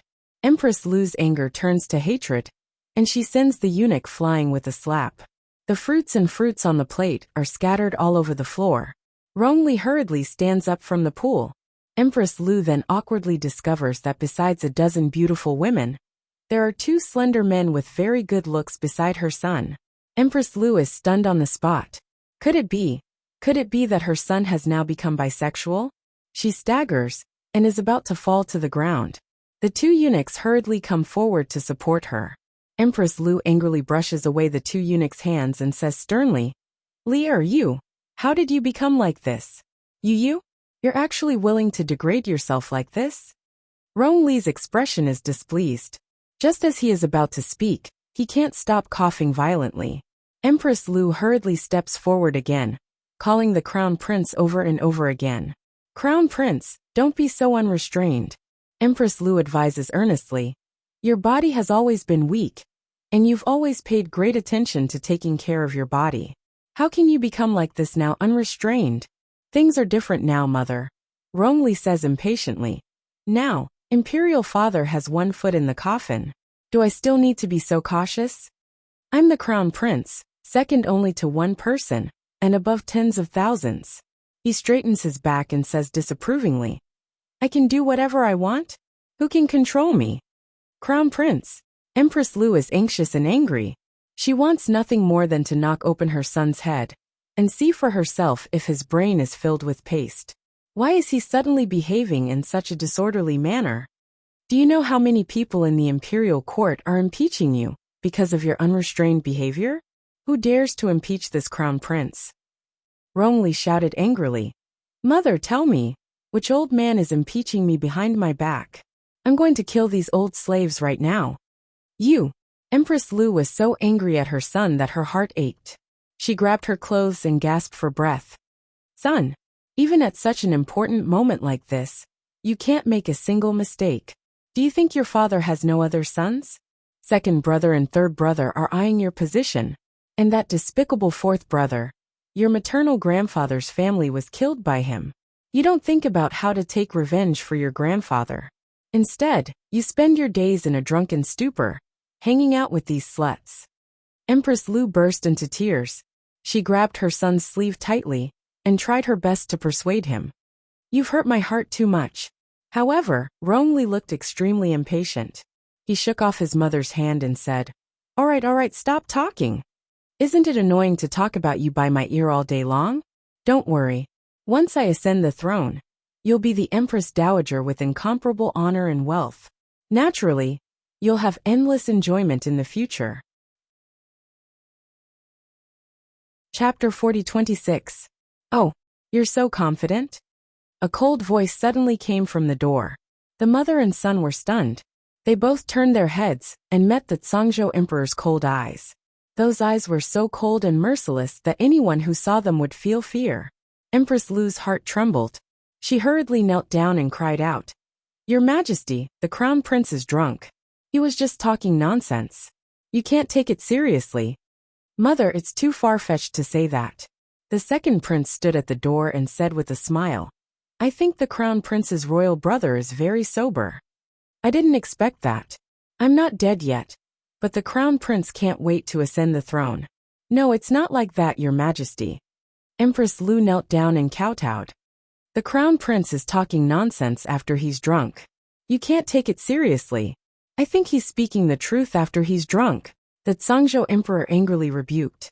His cold eyes fell on the crown prince who looked like a quail. Rongli shrunk his neck and pretended to be a coward. When he saw the emperor's sharp eyes, he immediately knelt on the ground and kowtowed again and again. "Father, please forgive me. Father, please spare my life. I spoke nonsense after drinking. Please forgive me." "Huh?" The Zhangzhou Emperor sneered. His hesitant eyes swept over him. Then his eyes fell on the men and women in messy clothes kneeling and trembling on the ground. Wrongly, since you won't be the crown prince, then I'll make the decision and order you to be deposed. A trace of pride flashed in the second prince's eyes. His hard work was not in vain. As soon as he received the news that the empress was kicked out of the palace, he led the emperor to watch such a good show. This big brother has been too helpful recently. He didn't know if he was controlled by something, but his temperament changed so much that he was floating. There were so many impeachment memorials in the imperial court, and this big brother did so many stupid things. Finally, he got himself removed. Looking at Rongli sitting on the ground with a dazed expression, the second prince couldn't help but stifle his laughter. The emperor glanced at him and frowned. He turned to the empress and said, "I'll ground you for 3 months. You came out today. In that case, you'll be grounded for another year." Your Majesty, you can't do this." Empress Lu finally reacted. She scrambled over and grabbed the emperor's clothes. She cried and begged, "Your Majesty, you can't just cripple Lear like this." Lear was just confused for a moment. He will change. As she spoke, Empress Lu reached out and pressed the crown prince's head to kowtow. Rongli put on an act and said in a tearful voice, "Father, please have mercy. I know I was wrong. I will be a good person in the future. I won't dare to. We have made up our mind." Song Zhou's emperor kicked away his son, who was so disgusting no matter how he looked at him. He flicked his sleeves and said, "Just wait for the decree." Empress Lu collapsed to the ground with a broken heart. Looking at the emperor who left with the second prince without looking back, she couldn't help but burst into tears. It's all over. Her broken vision finally focused on the 2 delicate-looking men behind the crown prince, Rongli. She suddenly pulled out the long sword hanging on the wall and slashed at them like a maniac. "I'll kill you bitches. It's you. You're the ones who instigated my son to be bad. Your Highness the Crown Prince." The 2 handsome men sobbed and threw themselves into Rongli's arms. Rongli. Chapter 40-27. Empress Lu's eyes were practically spitting out poisonous light. Holding the sword in her hand, she slashed at the 2 handsome men in a disorderly manner. The 2 men tightly clutched Rongli's lapels and sobbed, "Your Highness the Crown Prince." Rongli couldn't help but tremble all over. He hurriedly stood in front of the 2 men and shouted at the lunging Empress Lu, "Mother Empress, don't mess around. The 2 of them are my lovers. They are people I wholeheartedly want to protect. You can't kill them.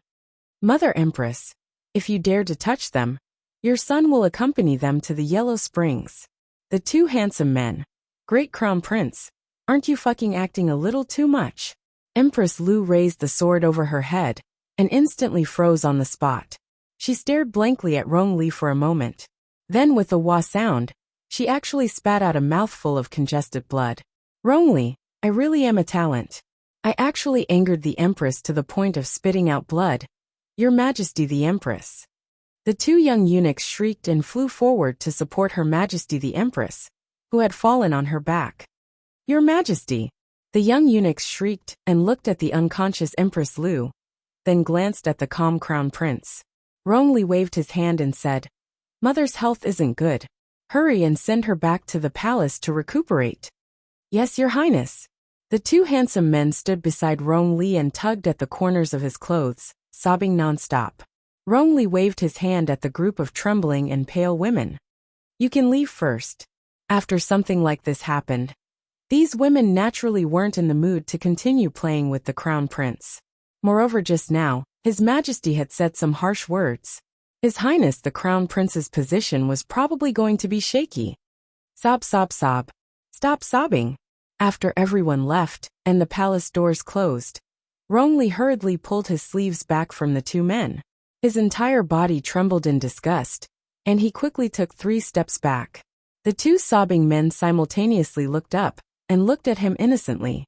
"Your Highness the Crown Prince, your words just now," the Empress fainted from anger. "Go put on your clothes for me." Rongli glanced at the cloaks that were faintly discernible on their bodies, and turned his eyes away in disdain. "Humph." A set of clean clothes quickly appeared in their hands. As they took off their wet clothes, they said softly, "How heartless. Didn't you just say that you want to live and die with us?" Rongli. By the way, did Master say when he would be able to retire? Rongli said expressionlessly. You two acted too much just now. Especially when the Empress raised her sword. You were so weak that I couldn't bear to look at you. She's from a brothel. One of the handsome men waved his sleeve unhappily.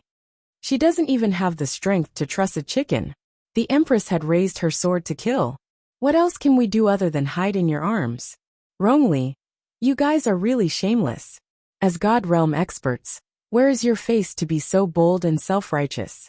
Even if you deliberately sealed your cultivation, facing the Empress's three-legged cat martial arts, can you not dodge? Rongli raised his hand to cover his face. You guys leave, let me be alone for a while. Humph. The two handsome men flung their sleeves and walked out in annoyance. I don't even want to talk to you. You're the one who acted too fake. I think that the Emperor has most likely seen through your true identity. Chapter 40-28. Rongli shook his head exasperatedly and poured himself a cup of tea. Actually, it was normal for the Emperor to be suspicious of him. Which normal person would have such a drastic change in temperament in such a short period of time? He touched his face and chuckled absent-mindedly. But so what if the Emperor was suspicious of him? How could the Empress be able to figure out something that even the Emperor couldn't find out? She would probably be able to reel in the net very soon. Fengyang City. Inside the command tent. Duan Yu propped up his forehead with one hand, and his gaze landed on his finger. There, a silver interspatial ring was faintly discernible and flickering. Shadow strode over and opened the tent flap with one hand. He bowed as he entered and presented a message talisman with both hands. Duan Yu took it and looked at it for a while before tossing it back to Shadow. He nodded and said, Wui and the others have already taken care of it. It seemed that the insufferably arrogant Her Majesty the Empress had already tasted the bitter fruit. However, this was nothing compared to the pain he had suffered. It was far from enough. Your Highness, when are we going back? A black line involuntarily appeared on Shadow's forehead. They had been here for 2 to 3 days, and every day, they would see that Deputy Commander-in-Chief of the Divine Prefecture Army, young General Xie, drop by their place when he had nothing to do. He would often look for His Highness to drink tea and chat. He didn't even know what he was doing here. Everyone would come and go as they pleased. Xie Tianwei, who was currently being nagged by Shadow, landed upside down from the small window outside the tent. He patted the dust off his body and grumbled, Say, can you stop setting up traps outside all the time? I've already fallen into a trap 3 times. Can't you change it to something new? Duan Yu remained silent as he swept a glance at that guy. Shadow's mouth twitched, and he walked out with the jade message talisman. Don't think he didn't see that although His Highness was looking at that young Sir Xie with disdain, there were still 2 cups of tea on the table. Xie Tianwei casually flitted over and sat in front of Duan Yu. He scooped up a cup of tea and gulped it down like a cow drinking water. Another cup. He put down the teacup and smiled at Duan Xiaoxi. Your Highness, when do you think we can go home? In 2 days. Duan Yu leisurely poured him a cup of tea. Is it because the army doesn't have enough provisions? There's a bandit stronghold nearby. We can rob it together tomorrow. It can be considered as contributing to the local people, Duan Yu said nonchalantly. Xie Lauer almost spat out the tea in his mouth. He looked speechlessly at the other person's serious face and thought to himself, no wonder this guy can become friends with our family's highness. He really has a black heart. We don't lack provisions. He really didn't lack provisions. Before he came, the Crown Prince had given him a storage talisman in private. The provisions inside were enough to last him half a year, let alone half a month. Duan Yu seemed to have thought of something, and his icy expression also eased a bit. He nodded and said, Jojo won't let you all starve. Tomorrow, all of you will retreat 10 li. Understood. Xie Tianwei poured a cup of tea and asked with sparkling eyes, Your Highness, the tea here is especially delicious. How about you give me some tea leaves? No. Duan Yu expressionlessly refused. Xie Tianwei surreptitiously reached out and tugged at Duan Yu's sleeve. Chapter 40-29. Duan Yu glanced at him and muttered to himself for 2 seconds before replying, I can only give you half a tael. Xie Tianwei stared at Duan Yu as if the sky had collapsed before complaining. You're too stingy, Your Highness. Duan Yu nodded. I can't be generous. He didn't have much in stock, so it was only enough for him to appreciate. There were only 200 taels of spirit tea leaves. After getting used to this, he would find other teas tasteless. If Xie Tianwei knew that his fourth prince only gave him half a tael of 200 taels of tea leaves, he would definitely slap this guy to death. He actually couldn't even give up a round number of 1 tael. Duan Yu took out half a tael of tea leaves and placed it in a small box before handing it to the grim-faced Xie Tianwei. He patted his shoulder. Use it sparingly. Then are we still going to that bandit stronghold to exterminate the bandits tomorrow?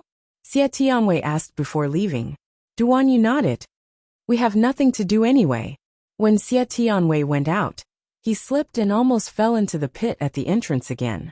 When Ing came in with dinner, he asked exasperatedly, what did His Highness do? Young Master Xie looks like he has nothing left to live for. Duan Yu picked up his chopsticks and swiped at the noodles in the bowl before bringing it to his lips to take a bite. He pondered pensively before replying. He probably thinks I'm a bit stingy. Ing. The next day, all the courtiers in Sangzhou received news that the Divine Prefecture army had retreated 5 kilometers away. They all beamed with joy as they spoke to His Majesty, praising His Highness the Fourth Prince for his ability. Look, he had only been there for 3 days, and had already reached an agreement with the Divine Prefecture army. They were already retreating. Who else would be able to handle this matter so beautifully? Sure enough, their Sangzhou's fourth prince was the most capable. At morning court that day, the left prime minister and his entourage, led by Wu Yong, all submitted memorials requesting that His Highness the Fourth Prince be the crown prince. It had only been less than 15 minutes since the emperor issued the edict to depose Crown Prince Rongli. Your Highness, Ming Province has sent an envoy and is requesting an audience with Your Highness outside the barracks. A young general of the fierce Tiger Battalion reported outside the tent. At this time, Duan Yu and Xie Tianwei were discussing how to quickly and accurately deal with that group of people when they went to the bandit stronghold at night. When he heard the report, he couldn't help but be slightly stunned. Xie Tianwei glanced meaningfully at Duan Yu before quietly saying, "It looks like the visitor doesn't have good intentions." Duan Yu sent him a look, indicating for him to enter the inner room. This tent was different from other places. The outer room was used to discuss military matters. Inside there was a slightly smaller bedroom. Soon the underworld continent's emissary was let in. He strode in with his head held high and his chin raised. There was a rather proud expression on his face. "Greetings, Sangzhou's fourth prince." Duan Yu nodded. He didn't mind Duan Yu's abnormal arrogance and merely asked aloofly, "May I know the envoy's purpose in coming?" The Ming province envoy was evidently very dissatisfied with Duan Yu's aloof attitude. He raised his chin and declared loudly, "This envoy is acting on the orders of our Ming province's crown prince to specially come to contact His Highness Prince Chun. The crown prince of Mingzhou intends to join forces with Prince Chun to make a grand plan. Ming province can dispatch 300,000 soldiers to help His Highness Prince Chun completely take over all the territory within 50 kilometers of Fengyang City."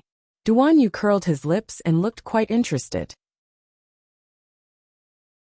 He stared at that envoy and said, "Since the Crown Prince of Mingzhou is in such a good mood, why didn't he come to discuss it personally?" Chapter 40-30. The envoy's face immediately darkened, and he retorted haughtily, "How is that possible? Why would His Highness the Crown Prince personally come over for such a trivial matter? Are you an idiot?" The soldiers standing on both sides of the large tent all hung their heads, concealing the sympathy in their eyes for the envoy.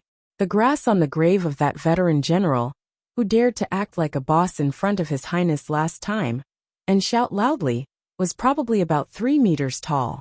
Duan Yu nodded. "Since that's the case, where are the 300,000 troops? Are the provisions adequately prepared?" The envoy looked at Duan Yu like he was an idiot. "This, naturally, we have to discuss and sign the agreement before transporting the people over. You're not Ming Yasi's subordinate, right?" Duan Yu looked at the envoy and asked with a grin. Let me guess. Ming Yasi shouldn't be that stupid. You're Ming Province's emperor's subordinate, right? Sir Envoy. A thin trace of anger slid across the envoy's face. Why do you care who I am, in short? What are you still standing there for? There's actually an idiot who can negotiate with this prince in this world. Duan Yu waved his hand indifferently. Drag him out and behead him. Remember to keep the corpse intact. And send it to Ming Province's emperor. Yes. The envoy's face instantly turned green and white. Even as he was dragged out, he still refused to give up and shouted repeatedly. You actually dare to kill me? You, Prince Chun. You. Even if the two countries are at war, you can't kill an envoy, right? Furthermore, Ming Province and Song Province weren't freaking at war. What kind of fat fourth was this? Please, can you follow the routine? Xie Tianwei chuckled as he walked out of the inner room. He glanced at Duan Yu and said, Your Highness, the fourth prince killed an envoy just like that. Aren't you worried that Ming Province's emperor will really send troops to surround you in a fit of rage? Duan Yu shook his head. He doesn't have the guts. Within Fengyang City, the Divine Prefecture's army was stationed with 1 million soldiers, and Song Province's army was 700,000 soldiers. If Ming Province was willing to mess things up, then come. At most, I'll beat you to death, and make it a one-way trip. Xie Tianwei chuckled and waved his hand.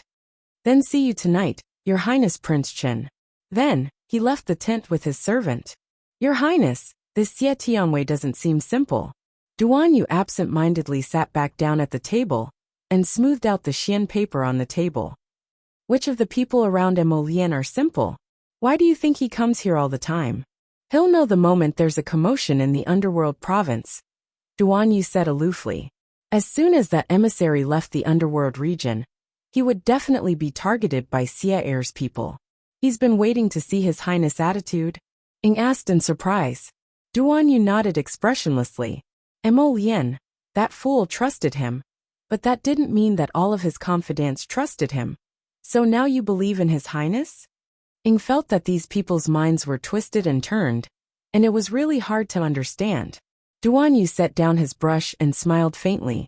He sighed and said, How could it be that easy? Let's wait and see.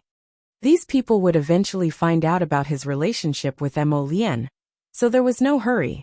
Woof! The three puppies happily scuttled around Arbor's feet, and followed her all the way to Changle Avenue.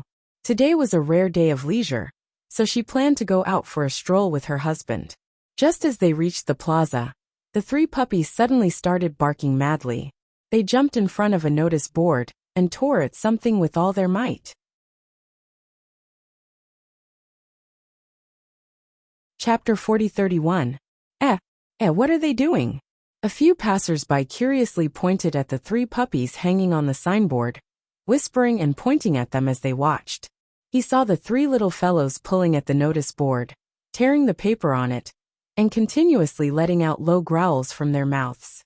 What are you doing?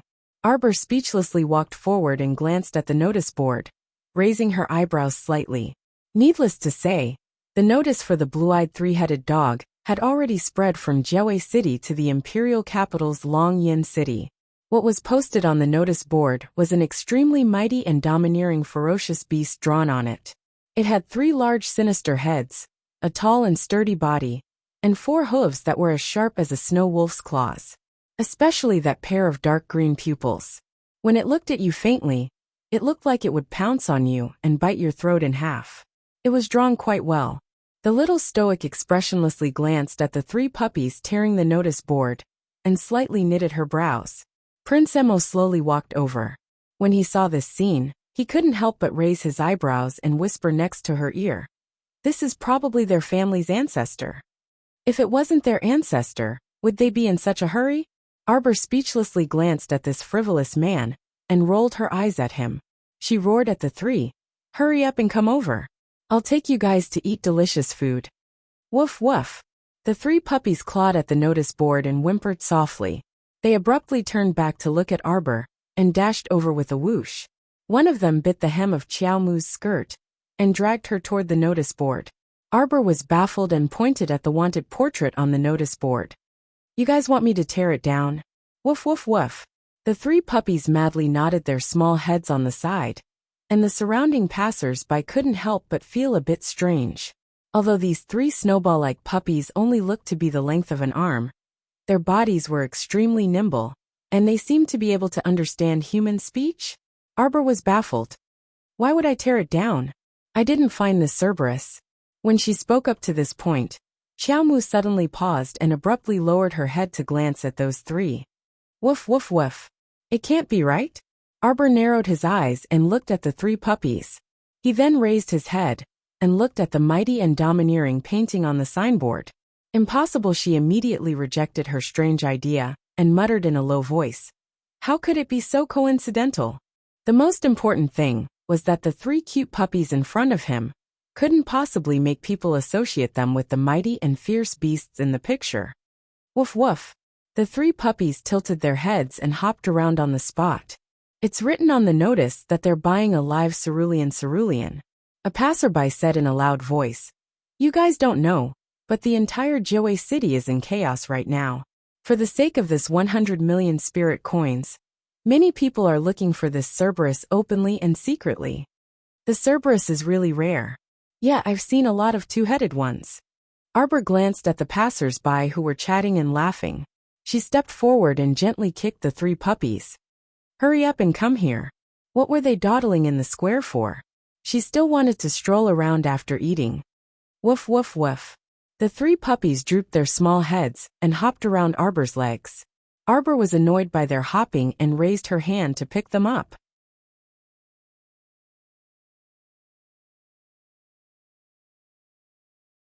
Chapter 40-32. She stuffed two into the arms of the exasperated Emolien, while clattering ahead with one in her arms. She muttered, so baffling. Of course it was ridiculous. Could it be that she had been thinking about the blue-eyed three-headed dog recently, so everyone looked like a three-headed dog to her? Otherwise, why would she suddenly think that these three little puppies seemed to be hinting something to her? She suddenly stopped in her tracks and turned around to walk towards the signboard. Emolien was startled and naturally followed her. She looked at her wife helplessly and said, Jojo, what's wrong? What was going on? Why did his wife suddenly have a problem with the signboard?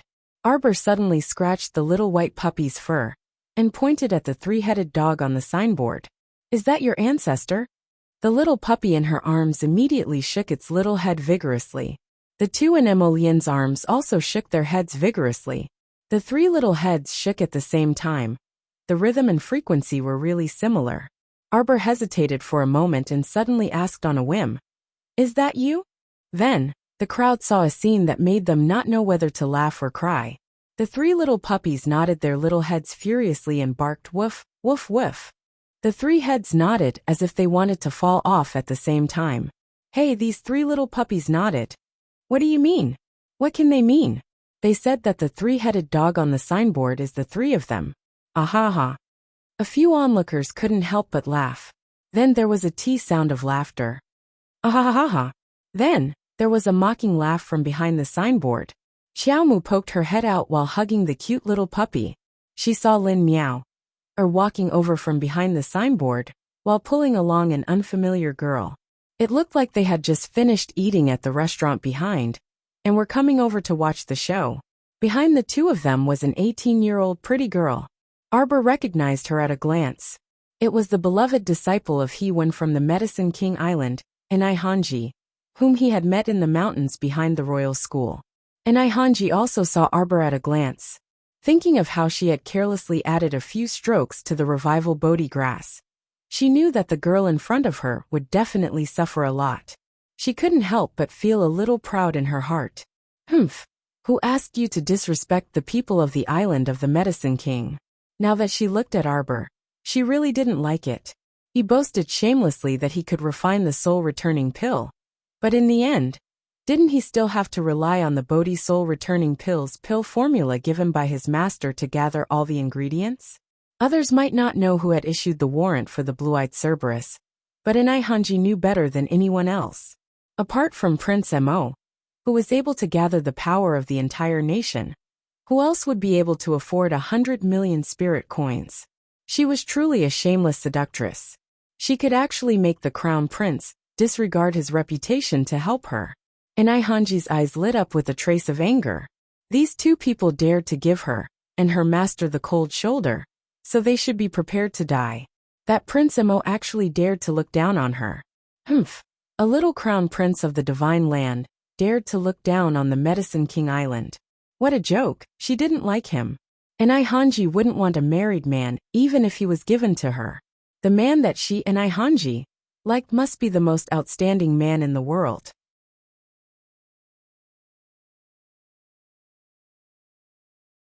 Chapter 40-33. Oh, what am I seeing? Lin Miao laughed so hard that tears were about to fall out. What a joke. Lin Miao pretended to wipe away the non-existent tears at the corners of her eyes. Look, Miss Chiao is talking to 3 little grass dogs.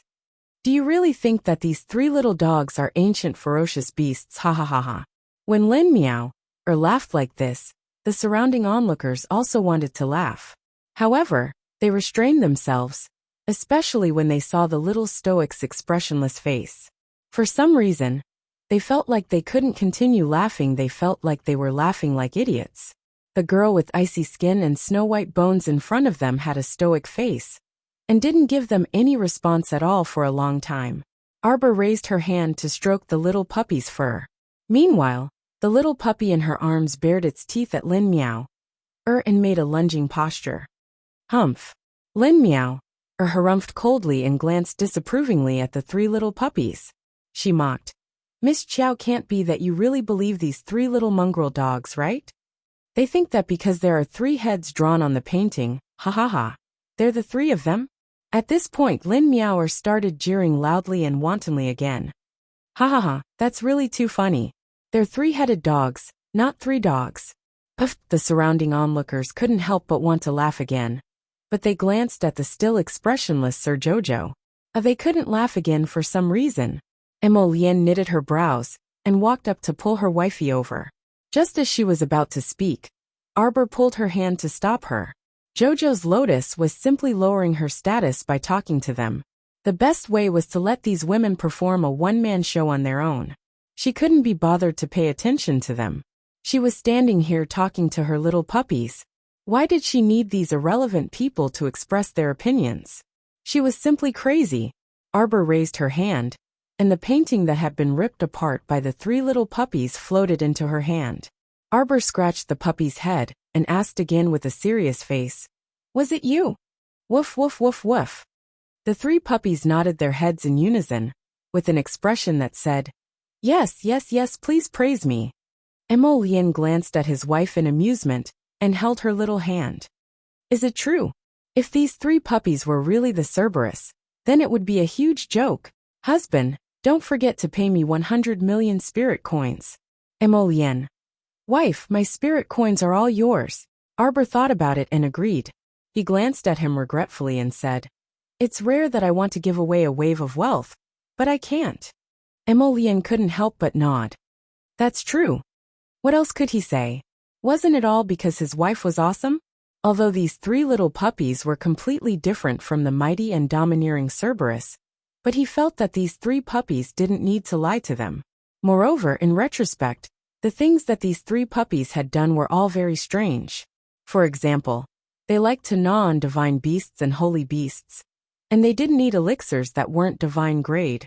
Or above, he remembered that when the 3 puppies were fighting the 2-headed dragon on Mount Daizong, they tore off the scales and barbs on the holy beast's neck with one bite.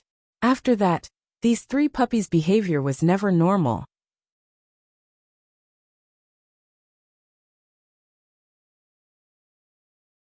Chapter 40-34. Other people didn't know how extraordinary these 3 puppies were. But as their master, the little girl was naturally well aware of their abilities. At this time, she met Mo Lian's eyes, and both of them saw confirmation in each other's eyes. These 3 puppies most likely weren't lying to them. They were probably really the ancient vicious 3-headed dog. But Lin Miao's ridicule seemed to have some truth to it. They had never seen a 3-headed dog turn into a 3-headed dog before. This was too bizarre. Arbor glanced at the puppy in her arms and patted its head. Then why didn't you say anything when we issued the arrest warrant earlier? Woof woof. The puppy looked at its little master in bewilderment. Arbor also felt that her question was a bit funny. At that time, she and Emolien were discussing how to issue the arrest warrant in Jiawei City, so these 3 puppies weren't with her. If it weren't for the fact that they could see arrest warrants everywhere on the streets today, these 3 puppies would probably still be in the dark. They were actually wanted by their master. Xiaomu covered her small face with her hand, suddenly at a loss for words. How should she put it? This really was a huge misunderstanding. The little stoic petted the puppy's chubby body, before turning around, to pull Emolien to the side of the plaza, as if no one else was around. There were many restaurants and tea houses here, so they could just pick one to eat first. Besides, there were too many people here, so it wasn't convenient for her to communicate with the puppies. Or when Lin Muir saw that the husband and wife pair didn't pay any attention to her, she directly walked around them to leave. She instantly felt a bit angry, and she didn't know where her courage came from. But she suddenly reached out to block Arbor's path. Wait! Emolien's cold and heavy eyes swept over Lin Muir's face. Arbor hooked her arm around her husband's arm, and glanced at her with a bored expression. She said indifferently, "What, do you want to lose a few more teeth? Or do you not want your face anymore?" Lin Muir's face stiffened. "Do you really think your Lin family can do whatever you want in the sovereign capital?" Arbor reprimanded mercilessly. "You can try. You." Muir. The girl on the side hastily grabbed her and curtsied. "Crown Princess, please don't be angry. Muir is only joking with you. What's so funny?" Arbor's voice was cold as she swept her gaze around her. "Funny? MHM." Everyone shook their heads in unison. What was so funny about this? Now, everyone had the strange illusion that they were about to get involved in the fun. "What does it have to do with you whether my 3 little dogs are Cerberus or not? What a bunch of weird women. What a bunch of weird women. You're lying." Lin Muir angrily flung her companion's hand away. Gu Isan bit her lip, and looked helplessly at the angry Lin Muir. She then looked back at Miss Enai Hanji from Medicine King Island, as if asking for help. Miss Enai had a high status in the Lin family. As long as she was willing to say a word, Muir probably wouldn't clash with the crown princess. But would Enai Hanji dissuade her? She watched gleefully, wishing nothing more than to see Xiaomu suffer a setback. Even if Lin Muir didn't start a fight, she would still say a few words and let them fight. Moreover, now that Lin Muir had stepped forward to pick a fight with Arbor, why would she stop her? Do you dare to compete?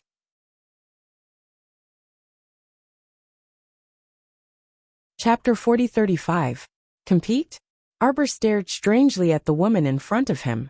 Hadn't this woman received enough of a lesson? Did she want to seek her own suffering again? The little stoic was disinterested, and was about to flatly refuse this person's request. Suddenly, Lin Muir raised her hand. Bang! After a loud noise, panicked cries came from the crowd. At the same time, everyone hurriedly retreated in a flurry. A huge black dog descended from the sky in front of Xiaomu. Its 4 thick and solid paws were clawing at the ground as drool dripped from its mouth. It was currently staring fixedly at Xiaomu with a pair of small eyes that were like ice shards. Emolien reflexively pulled his wife into his arms and narrowed his eyes, fury flitting through them. "You're courting death." His tone was abnormally icy, and when he stared at Lin Muir, the latter unexpectedly shuddered. When Enai Hanji saw this, she stepped forward and stood next to Lin Muir with a grin. "What does Your Highness the Crown Prince mean? Miss Lin merely wants to follow the Crown Princess's 3-headed dogs." She sneered and disdainfully swept her gaze over the 3 small dogs. She continued, "It's just a competition. How is this enough to anger the Crown Princess? Could it be that you don't dare to compete? Yo yo yo. It's so lively." And Wushuang's voice came from afar. Arbor turned around and sure enough, he saw a fiery red figure squeezing through the crowd and running over like a wisp of smoke. "Oh my, such a big dog. Who are you trying to scare here?" And Wushuang's gaze swept around and finally landed on Lin Muir, who had an unsightly expression. She giggled and said, "Why is it you again? What, this commandery princess didn't teach you enough last time. Now that your teeth are fixed, you're making a ruckus on the streets again?" When Lin Muir saw in Wushuang's unrestrained manner, she felt her teeth ache for no reason. She herself didn't realize that she had involuntarily taken 2 steps back. He stared at An Wushuang warily and sneered. Don't slander me. Who is causing trouble on the streets? Lin Miao said loudly. I just came to. She took a deep breath and looked at Arbor angrily. How about it? Do you dare to compete with me? Didn't you say that these 3 puppies are Cerberus? Why don't we let them compete? Right and wrong, we will know once we compare them. Meower. Gu Yisen tugged at her sleeve. She wanted to advise her not to cause any more trouble. However, how could Lin Miao listen to her? She flung her hand away. In addition, the troublemaker and Hanji chuckled. Could it be that the crown princess is afraid of losing? Are you weak now? Lin Miao became even more excited. Today, she was going to expose this woman's lies. Xiaomu rolled her eyes and glanced at Lin Miao, in utter boredom. The 3 puppies beside her could even bite a holy beast to death. It didn't matter if they were Cerberus or not. This was the truth. The giant black dog that Lin Miao summoned was just a spiritual beast. It wasn't even at the level of a divine beast. How could it run up to its death? It was either crazy or stupid. Where are the crown princess guards? Prince Mo couldn't help but laugh. Several figures suddenly appeared beside Arbor. Arbor pointed impatiently. So long-winded. Throw them into the capital's prison and lock them up for 3 to 5 days.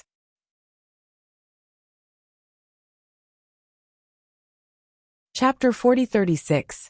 Lin Miao, Gu Yisen, and even an Hanji, who was watching from the side, were all dumbfounded. What was going on? The shadow guards rushed forward and grabbed Lin Miao's arm. Seeing that she still wanted to resist, they slashed the back of her neck with a knife. Lin Miao lowered her head in pain and said angrily through gritted teeth. Crown Princess, what are you trying to do? The little Crown Princess looked like she couldn't be bothered to talk to an idiot. She waved her hand. Take her away. 2 shadow guards immediately grabbed Lin Miao, like they were grabbing a little chick, and carried her in the direction of the capital office. Gu Yisen was dumbfounded, and Hanji was also a little dumbfounded. She couldn't help but raise her voice and say angrily, What do you mean by this? She just wants to compete with you in spiritual beasts. Why are you? Take her away too. The little crown princess raised her hand impatiently. Immediately, 2 more hidden guards rushed over and grabbed the cursing An Hanji without saying a word. They dragged her towards the capital office. Let me go, you. Impudent. Impudent.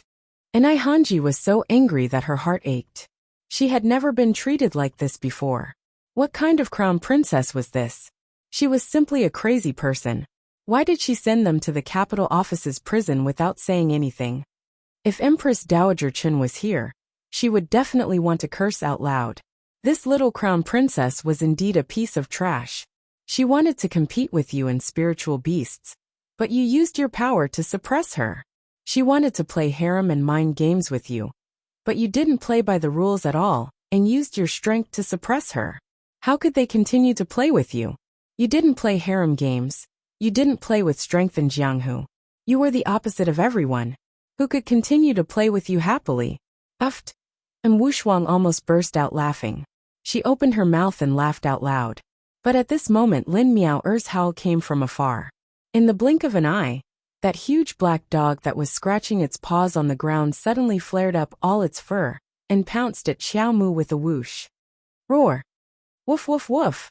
The 3 little white dogs' fur bristled as they leaped out. Whoosh! Whoosh! Whoosh! They pounced on the large black dog like 3 bolts of lightning.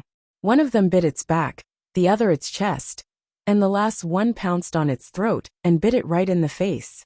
After a few tearing sounds, the giant dog let out a miserable howl.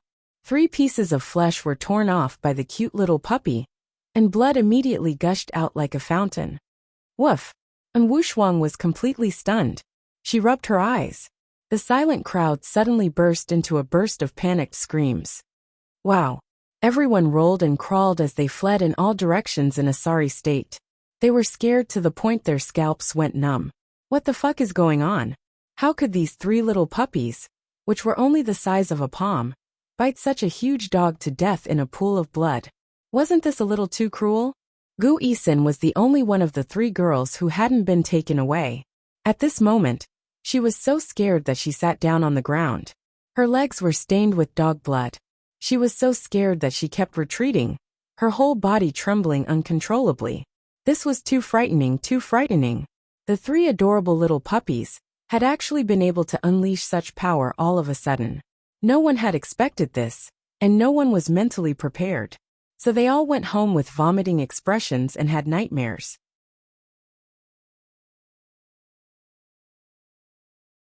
Chapter 4037. In the blue and white restaurant, the little crown princess was stroking the fur of the three puppies beside her. And Wuxia laughed with a wine glass in her hand. I think those onlookers won't be able to sleep tonight. It was too funny. Thinking back to the confused, frightened and defenseless expressions on everyone's faces. Ha ha ha! Princess Wuxia burst into laughter.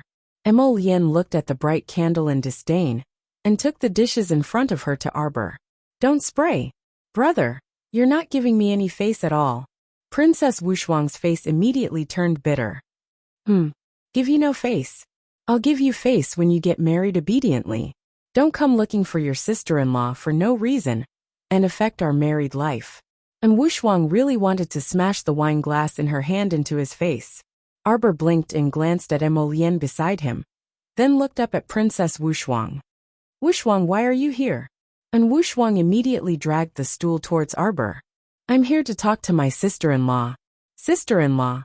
I don't know if you've heard that the people from the Medicine King Island want to hold an elixir auction in Dragon Flame City. Sister-in-law, are you free? Let's go and have fun together. Your sister-in-law is not free. Emolian rejected her without hesitation.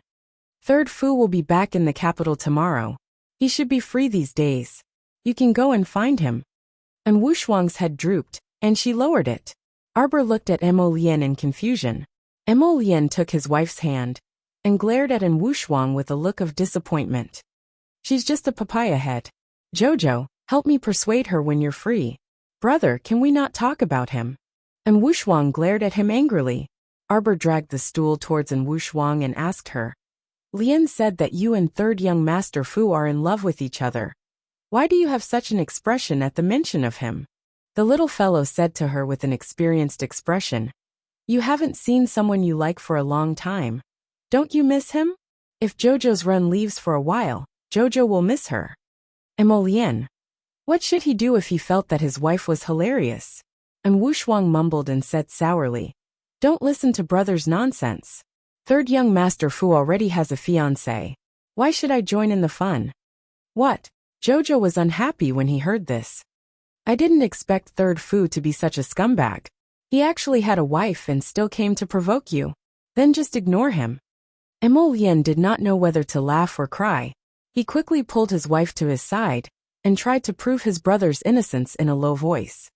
Third Fu doesn't have a wife. Don't listen to Wuxia's nonsense. Third Fu has done a meritorious deed by clearing out the zombies in Li City. Let's ask father to arrange a marriage for him. Why was there so much trouble? Wuxia was the only one who liked to let her imagination run wild. Brother. And Wuxia called out in dissatisfaction. All right. Emolian could not be bothered with her and waved his hand. You're so long-winded. A 19-year-old girl is even more naggy than a 90-year-old woman. And Wuxia! Exclamation point. Brother, what did I say? From the beginning to the end, you were the only one talking and acting on your own, okay? It really made her speechless. Xiaomu couldn't resist smiling as the corner of her mouth turned up.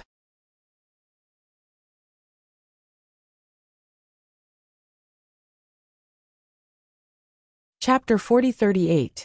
After a while, Arbor took out a silver needle and tested it on the three puppies. Then, she sighed and put down the needle. It's useless to take blood now. Why? And Wuxia asked curiously. I think these three puppies are extraordinarily brave. They're even braver than the tigers and wolves in my army. Wuxia built a tiger and wolf battalion. Emolian put the peeled shrimp on the small plate in front of Arbor and said with a smile. Jojo, is there any way to strengthen the bodies of tigers and wolves? Those should be low-level spiritual beasts. Arbor tilted her head. There is. She took out a few bottles of medicinal liquid from her inner world and put them in front of Wuxia. These were the medicinal liquid of the breakthrough pills that she had made. It should be effective for both human and beast bodies. She remembered that her master had left mini advancement pills in the longevity hall. She guessed that these would be useful. She would send a few bottles to Princess Wuxia later. Dilute these medicinal liquid before giving it to them. Just add a little to their food every day. Wuxia nodded and took the bottles happily. Sister-in-law, I've heard that your alchemy skills are superb. I didn't expect that you'd also have experience in improving beasts. The medicinal pills that ordinary alchemists made were naturally targeted at human cultivators. Arbor had so many beasts around her, so she was different. When she was free, she would think about how to make some pills to improve her beasts. After a long time, she naturally gained a lot of experience. Emolien poked a cute little puppy in the next episode, and shook his head in exasperation. It seems that my previous conjecture wasn't wrong. After the Cerberus escaped from the Tower of Punishment, it asked for your protection. Emolien had a funny expression. Speaking of which, these 3 puppies had good taste. If they followed Jojo, even if the Heavenly Tao wanted to attack them, it would have to consider whether it could defeat Jojo first. Woof. One of the puppies flipped its body over and revealed a heroic expression. You can poke Master Silver. Ada is not afraid of pain. Arbor couldn't help but twitch his mouth. He rubbed its fur and shook his head. If you can't regain your status as a holy beast, it's useless even if you take the blood. The Cerberus should have been heavily injured by the Heavenly Tao when it escaped from the Tower of Punishment. Emolien pondered for a moment before saying, Jojo, think about it. Before this, it had always wanted to eat the 2-headed Jiao's sacred beast crystal core. Later on, it didn't even want to let go of the sacred beast lion's egg. Xiaomu nodded. She also remembered how these 3 little fellows had disdainfully eaten the spirit beast raging flame hound's crystal core. Their reluctant attitude made it seem like the spirit beast crystal core was neglecting them. They were overjoyed when they saw the phoenix spring, and they even wanted to eat the poisonous flower king, a saint-ranked poisonous creature. Everything shows that they are trying their best to recover their strength. Emolien sighed softly. Poor Cerberus. It was a holy beast. But what kind of dog had it been beaten into by the Heavenly Tao? Why couldn't it even speak human language? Lord Jojo rubbed the 3 puppies' heads sympathetically and said softly but firmly, Master Silver will refine restoration pills for you to help you recover your strength. Now they had to find a holy beast, kill it, and peel off its crystal core for them to consume. This was something that could only be chanced upon and not sought. As for pills compared to Jojo, it was much simpler. Woof.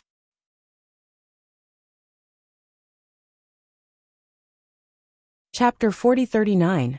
The 3 puppies felt a sense of bliss that they had never felt before. Masta finally understood them completely. Masta, you're finally enlightened. Awub, it's not that we want to snatch delicious food. It's that we really want to recover our strength. We really want to give Masta a kiss. However, looking at the great crown prince, who was sitting on the side and glancing at them out of the corner of his eye from time to time, the 3 puppies very conscientiously didn't act rashly. Who the hell knew what would happen to them if they kissed Masta? Sir Jojo had a solemn and earnest expression as he patted the 3 puppies' heads. It's been hard on you. Don't worry, with me here, you'll definitely recover as good as new. Moreover, Heavenly Law can forget about finding trouble with you in the future. Woof. Masta is mighty in Wuxia. She suddenly felt that her sister-in-law was so awesome. How did Heavenly Law get involved? Downstairs, after the large dog's corpse was cleaned up by the city guards, the pedestrians on the streets gradually started to move more densely. After the trio finished eating, they left the room and walked downstairs. Arbor suddenly turned around and tugged at her husband's sleeve. She pointed at a stall opposite the door. Husband, there's someone selling white sugar cakes over there. I want to eat them. Emolien looked in the direction she pointed and nodded. Wait for me in the carriage first. I'll buy them and bring them over. Arbor nodded. Seeing that the white sugar cake stall was doing well, and that there were several people lining up in front of the stall, she thought that the taste should be pretty good, so she could buy a few more pieces and leave them for the snack vendor Liner. Emolian left with quick steps with a smile.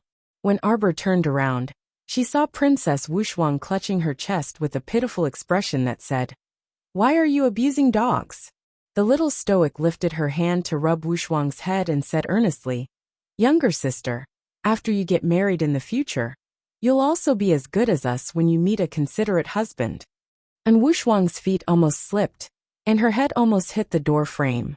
Damn, her sister-in-law was younger than her by 3 years. Looking at her senior-like expression, it really didn't match her stoic face. The eldest sister-in-law was like a mother. The eldest sister-in-law was like a mother. The eldest sister-in-law was like a mother. Princess Wuxia repeated it 3 times in her heart, and adjusted her expression. The two of them chatted as they walked out. As soon as they reached the door, they came face to face with a woman who was surrounded by a myriad of stars. That young lady was protected by 3 maidservants. When she caught sight of Princess Wuxia and the little stoic, she was slightly taken aback. Then, she hurriedly curtsied and said, "Princess Wuxia." That woman's gaze paused on Wuxia's face for several seconds before landing on the little stoic and giving her 2 probing glances. Arbor naturally didn't recognize the woman, who was secretly sizing him up. After all, ever since she came to the Divine Prefecture, she had been quite busy. She had been running between the academy and the capital, and sometimes she would go out to train for long periods of time. She was not in the capital, other than occasionally attending palace banquets and meeting the madams of the families of third-rank high officials and above, as well as the womenfolk of some extremely famous patrician families in the imperial capital. She wasn't familiar with the rest. When Wuxiang saw that young lady, her expression didn't have much of a reaction. She merely swept her calm gaze over her and nodded at her. "Miss Bao doesn't need to be so courteous." After saying this, she took the little crown princess' hand and brushed past that young lady, looking like she didn't want to say anything more.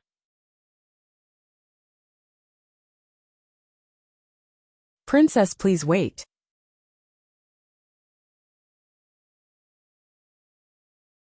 Chapter 40. However, Miss Bao suddenly called out to Wuxiang when they brushed past each other. Arbor and Wuxiang turned to look at her at the same time. Princess Wuxiang said indifferently, "Is there anything else, Miss Bao?" Miss Bao was about 18 or 19 years old.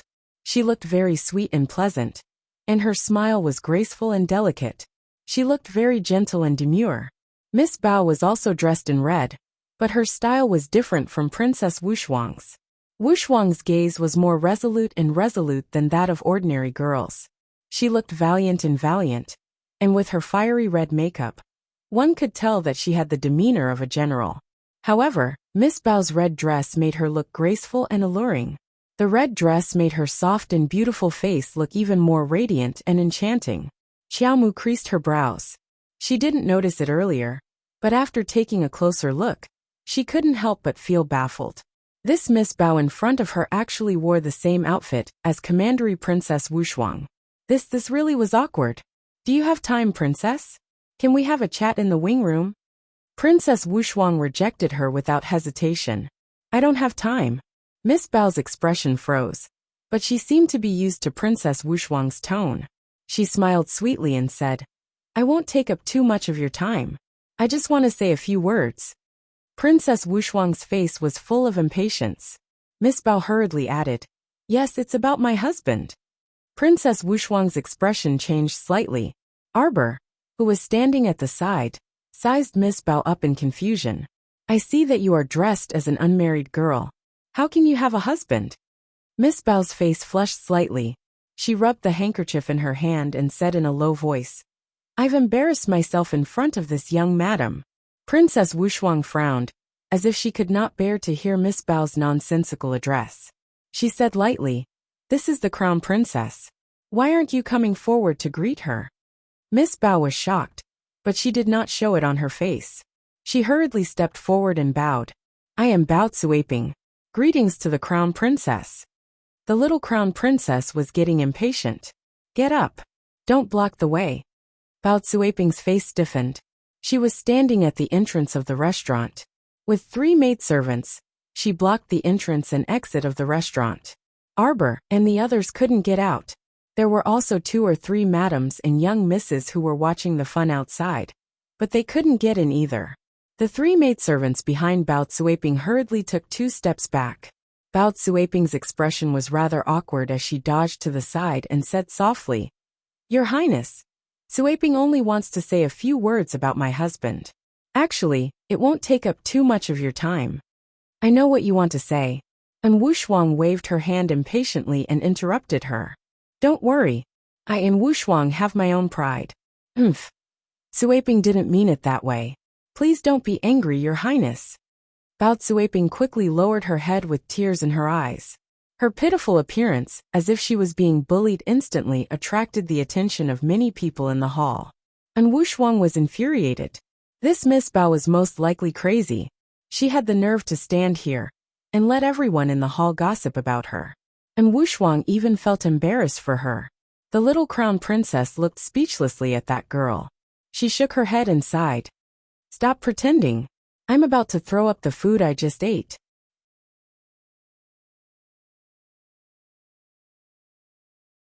Chapter 40-41.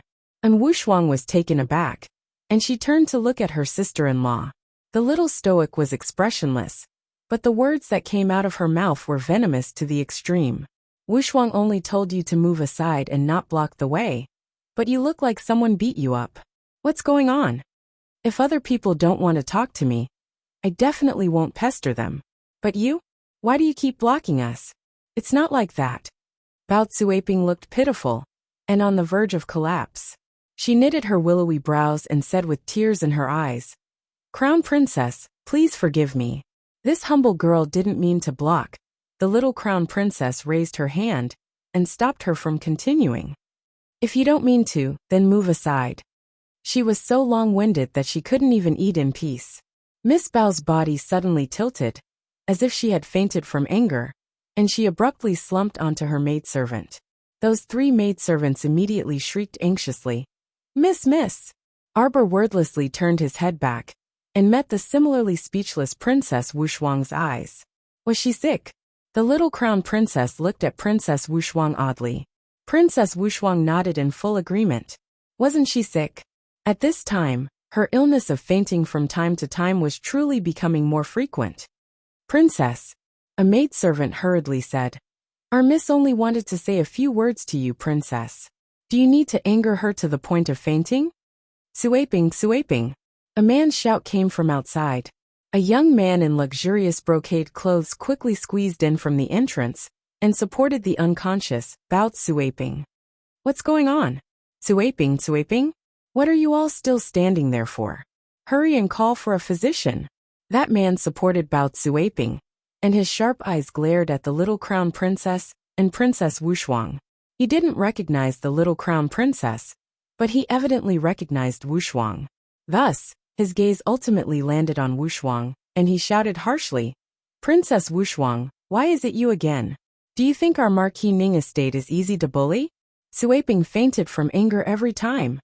Princess Wushuang really wanted to tell him, "Young man, don't you think that it's not normal for your cousin to faint from anger every time?"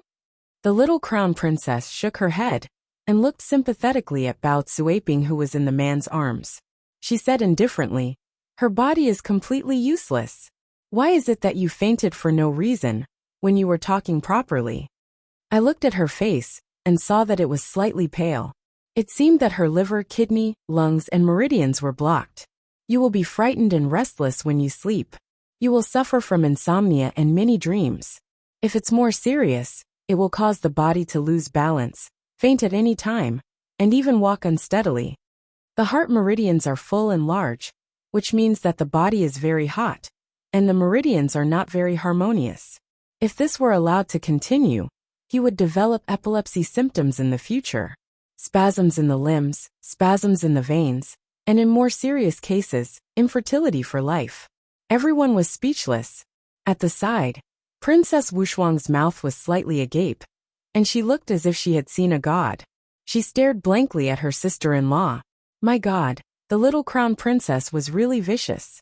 She said that fainting was a big problem, and that there would be more serious problems in the future. Everyone looked again at Bao Cuiping, who was lying in the man's arms. At this moment, her limbs were indeed spasming. They instantly looked at the little crown princess, as if they were looking at a peerless doctor. The rumors were indeed true.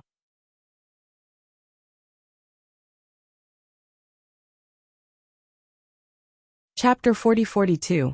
The crown princess's medical skills were superb. She had single-handedly pulled the dying empress back from the gates of hell. No wonder she could tell at a glance that this girl's body was not well. If it got worse, she would develop epilepsy. Look, weren't her limbs already twitching uncontrollably? No one knew that Bao Tsuaping was twitching in anger at the crown princess's poisonous tongue. Miss Mississippi, the three servant girls were terrified. They knelt by their miss's side and called her name repeatedly. Bao Tsuaping could only pretend that she was slowly waking up. She groaned and slowly opened her eyes. At this time, the young crown princess and Princess Wuxia had already walked out hand in hand. Seeing this, the young master of the Changningho estate immediately shouted angrily, "Stop! Princess Wuxia, shouldn't you give an explanation for bullying a girl of my Changningho estate?" Princess Wuxia looked coldly at the young master and said coolly, "Fourth young master Fu, what explanation do you want?" As she spoke, she unhurriedly untied the red soft whip from her waist. Without any explanation, she swung it in his direction. Startled, fourth young master Fu hurriedly raised his arm to block. Unexpectedly, he was hit squarely by the red whip. "Are you satisfied with this explanation?" And Wuxia looked at her coldly. Her tone suddenly became stern. "If you are not satisfied, you can come with me to His Majesty to judge. I and Wuxia can even go to war. Why would I be afraid of a little Changningho playboy? I and Wuxia went to war when I was 13.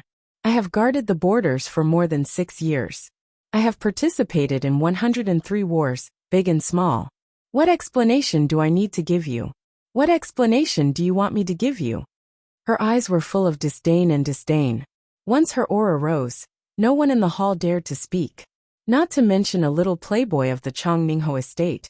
Even if there were court officials in front of her, they would have to bow their heads and respectfully call her Princess Wuxia. Hatred flashed through Bao Tsuaping's eyes. She wiped her tears and sobbed quietly. "Princess, why did you have to be so harsh on cousin? Cousin didn't do anything to you." And Wuxia looked over coldly. There was a hint of a smile on her face, and a cold and sharp aura was emitted from her. Bao Tsuaping hurriedly lowered her eyes, hiding the faint haze in her eyes. And Wuxia didn't say anything else. She held Arbor's hand and walked out of the Azure Flower restaurant together. "Sister-in-law, you can continue shopping with my brother. I'll go back first," Princess Wuxia said with a smile. Arbor knew that she must be in a bad mood after what happened just now. He nodded and said, "Okay," and Wuxia bid farewell and left. Not long after, Prince Emo returned with 2 bags of white sugar cakes. Not bad, not bad. Wuxia was quite sensible. She knew that she could not continue to stay here and disturb the young couple. She should have left tactfully. Arbor glanced at him and pulled him into the carriage. He couldn't help but ask curiously, "That cousin of the Changningho estate, Miss Bao, is Third Fu's fiancé?" "What fiancé?" The crown prince curled his lip in disdain. Third Fu's stepmother can't decide his marriage. Every family has its own difficulties. The crown prince held his wife's small hand and said in a low voice, "His stepmother doesn't have good intentions. She always wants to push her niece to Third Fu."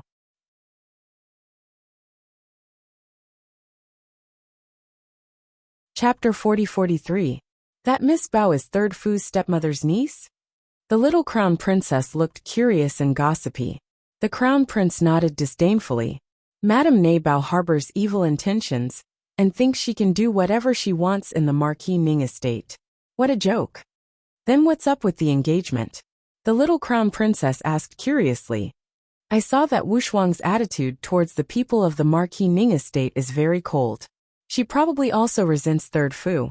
The engagement was arranged by Madame Ne Bao's wishful thinking, but she didn't go through any formalities. This matter has spread like wildfire in the capital. You mean that the stepmadam is scheming against Third Fu? The crown prince nodded and pinched the little crown princess's cheek with a smile. Third Fu can handle it himself, so we don't need to worry too much about him. Third Fu has contributed greatly in suppressing the zombies in Li City this time. Royal Father will definitely reward him when the time comes. Speaking of which, the 3 provinces haven't been too peaceful recently. The little crown princess lifted her head and opened the bag to take out a small piece of white sugar cake. She put it in her mouth and took a bite. Say, should we go destroy their nests? Prince Imo couldn't help but want to laugh. He pulled his wifey's hand and said, Jojo, do you feel a bit idle? Don't tell me you forgot that the finals of the Heaven Primordial Roll will be held in 10 days. We'll have something to do then. The little crown princess nodded reluctantly and couldn't resist muttering to herself. I wonder if Duan Yu, that guy, will come at that time. Since he promised that he would appear, then he will definitely come. The next day, Third Young Master Fu led a group of generals into the capital and reported the situation of suppressing the zombies in Li City. The emperor was overjoyed and conferred upon him the title of third-rank General Whitting and bestowed upon him a residence in the general's estate on Chang'an South Street. That afternoon, General Whitting's estate was blessed with 2 joyous events. His Majesty selected a matchmaker and bestowed a marriage between General Whitting and Princess Wuxia. The Crown Prince and the little Crown Princess were sitting in the Eastern Palace, eating snacks and gossiping. When the topic of the marriage came up, the 2 of them were enjoying it. Just wait and see. This matter is not over yet, the Crown Prince said with certainty. It would be strange if the Fu family could stop. This is a marriage arranged by His Majesty. Can the second lady of the Marquis Ning Manor make a fuss and defy the decree? Heh. Emolian pinched his wife's small round chin. There really are a lot of people with holes in their brains in this world. Xiaoyi suddenly jumped in and cupped his hands at the 2 of them. Your Highness, Crown Princess. The Fu family is really causing trouble at Third Young Master Fu's residence. When Prince Emo heard this, he immediately pulled his wife to her feet. Let's go, Jojo. I'll take you to watch the show. Arbor looked at him expressionlessly. Am I such a person who likes to watch the show? No. The Crown Prince immediately shook his head and said with a grin, It's your husband who likes to watch. Xiaoyi stood behind the 2 of them and rolled his eyes helplessly. His Highness the Crown Prince was usually a dignified and calm person. But in front of the Crown Princess, he didn't seem like a normal person. If His Highness had a tail behind him, it would definitely be wagging happily. Xiaoyi looked at the 2 of them with a strange expression. For some reason, he inexplicably associated his master with a cute pet. Emolian seemed to sense something and suddenly glanced at Xiaoyi.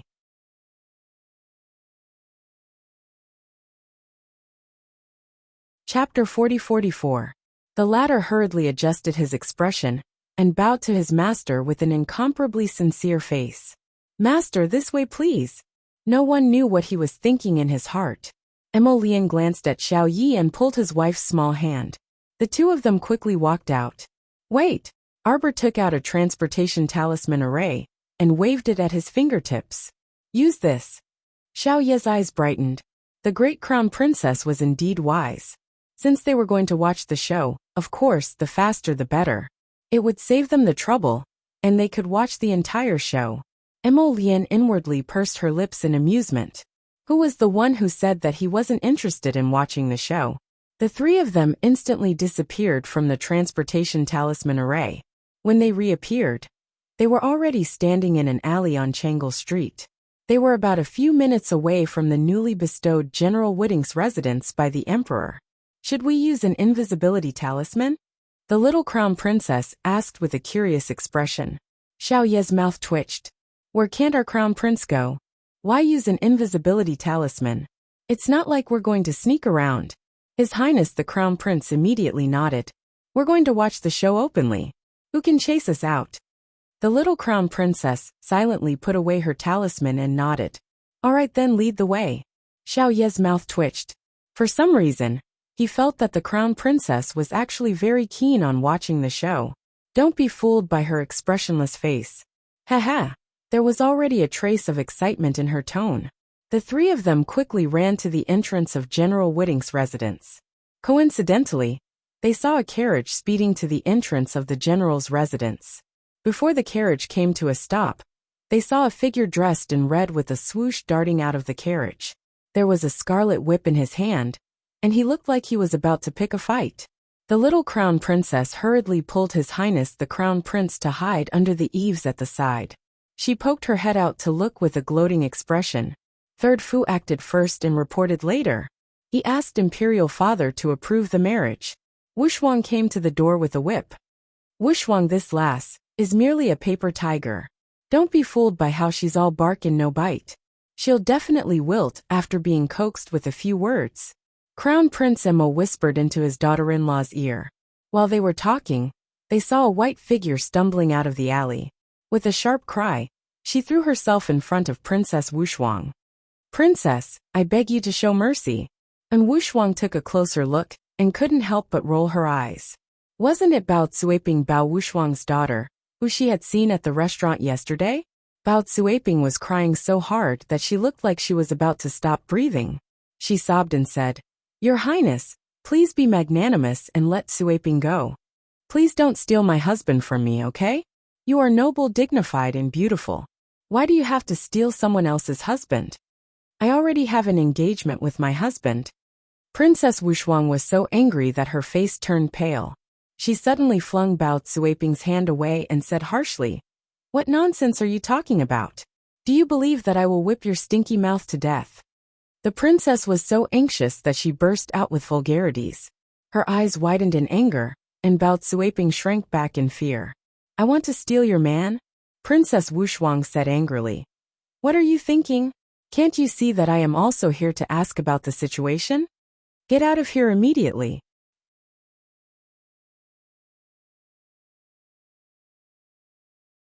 Chapter 40-45. With a creaking sound, the door of General Whiting's residence suddenly opened to both sides. Third young Master Fu appeared in front of An Wuxia in a flash. When An Wuxia saw this guy, she was instantly enraged. She raised her whip and lashed it at his handsome face that didn't stop. I'll whip you to death, you little bastard. How dare you scheme against me? Tell me, did you say something in front of His Majesty? This imperial edict came as fast as lightning. She was just sitting at home, and disaster came from the heavens. The imperial edict hit her on the spot, and she was stunned on the spot. The most infuriating thing was that when she sent a message to her father happily replied with 2 lines of words. Congratulations, my daughter. His Majesty has finally done something serious and settled my daughter's marriage. I can also continue to guard the border with peace of mind. Third young Master Fu blinked and reached out to grab the tail of her whip. The fiery red whip immediately straightened. What are you doing? It's only been an hour, and you want to kill your husband? Who is my husband? And Wuxia stuttered, her face red with anger. You, shameless. What's there to be shameless about? Third young Master Fu pulled the whip and instantly pulled his wife from one end to the other. He reached out to hug her skillfully, and Wuxia kicked him in anger. Let go. I'll let go if you win. Shameless. Who's the shameless one?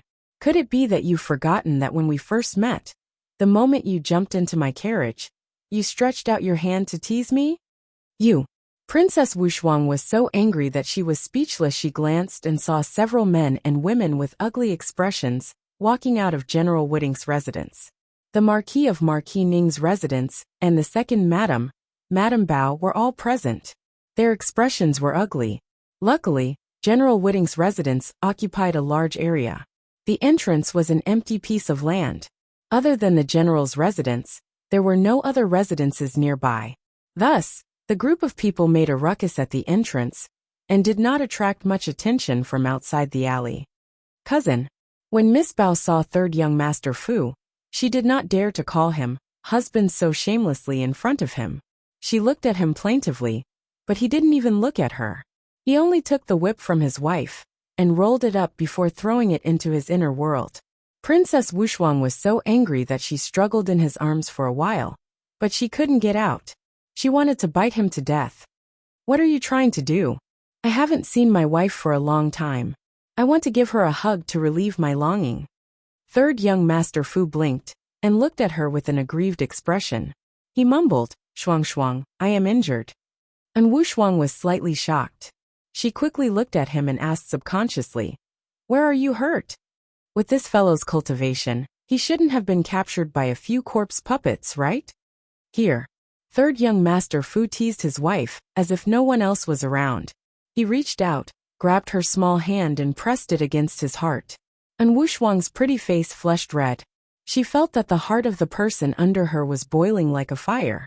She immediately spat at him and said angrily, "Let go of me." Miss Bao fainted immediately. The maidservant beside her quickly reached out to catch her body and screamed. Third young master, Miss Bao fainted. Which day doesn't she faint? Third young master Fu sneered.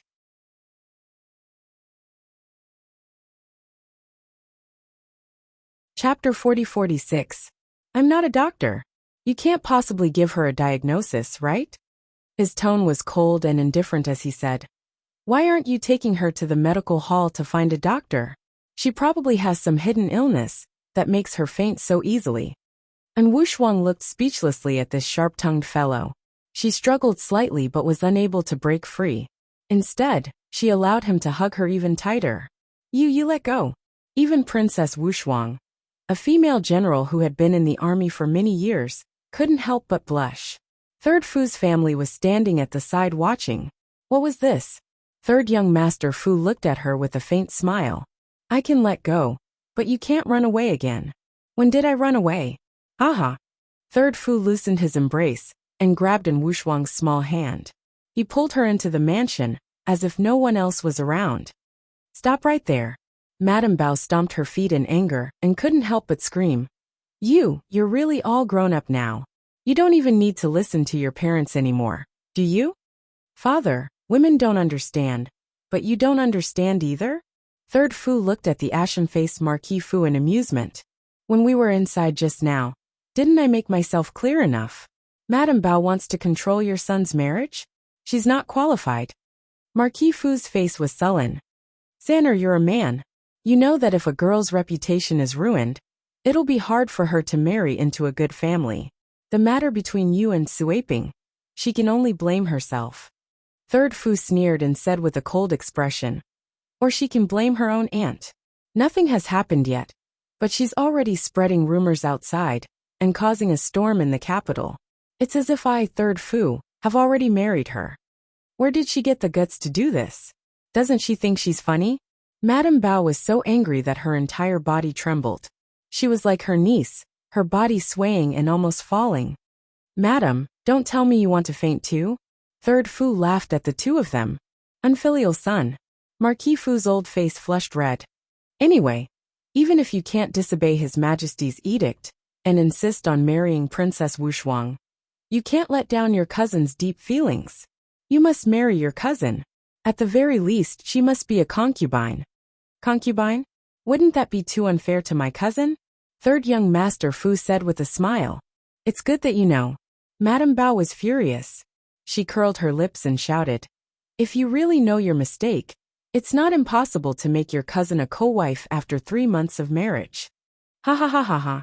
Third young master Fu hugged Princess Wu Shuang's slender waist and laughed wildly. "What are you laughing at?" Madame Bao flew into a rage out of embarrassment. "Madam, don't worry. Your Bao family's status is noble. How can you let Miss Bao be a concubine?" Third young master Fu gave a strange smile. "Before I left the palace, I went to the Empress to ask for a decree.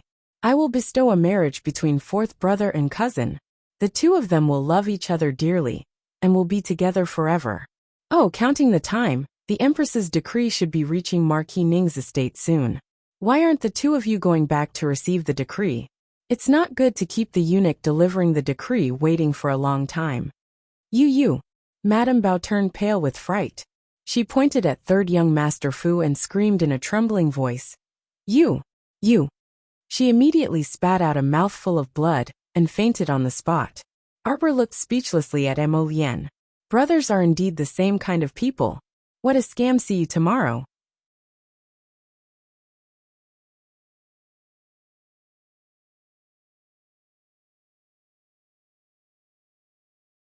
Chapter 40-47.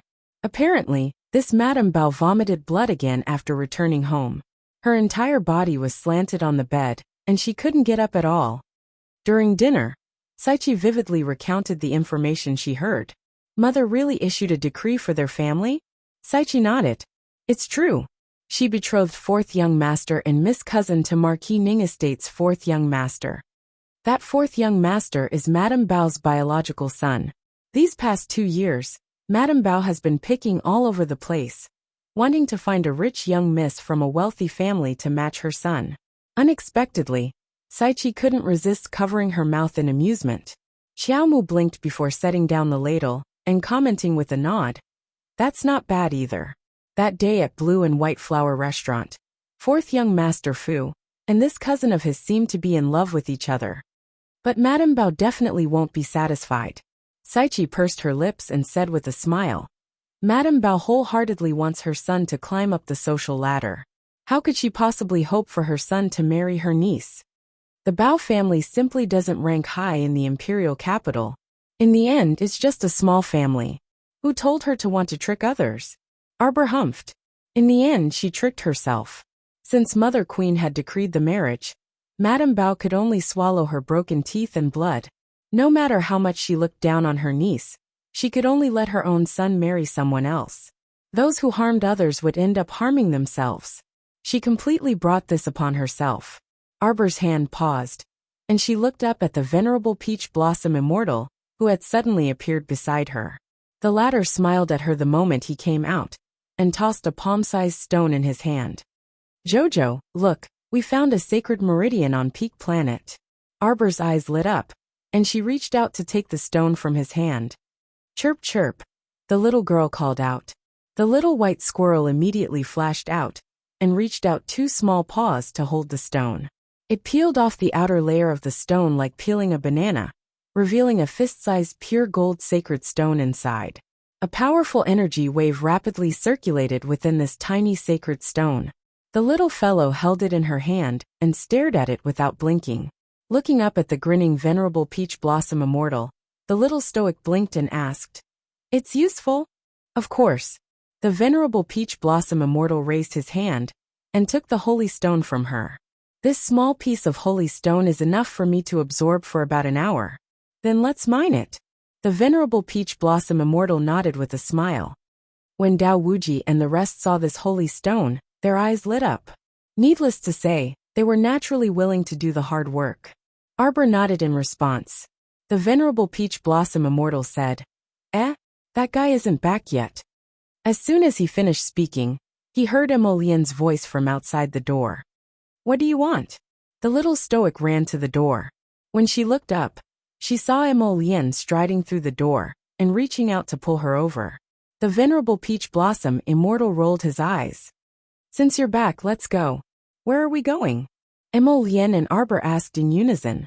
In a flash, the venerable Peach Blossom Immortal appeared in front of Arbor. Jojo, have you forgotten? The people from the Pure Heaven sect that we met in the Phoenix Forest. Their stronghold in the Divine Province is located on the outskirts of Dragon Flame City. Realization dawned on Arbor, and he nodded his small head. Recently, he had been running between the academy and the capital, wholeheartedly searching for Cerberus blood for Morong Sun. So he had forgotten about this important matter. This was indeed an important matter.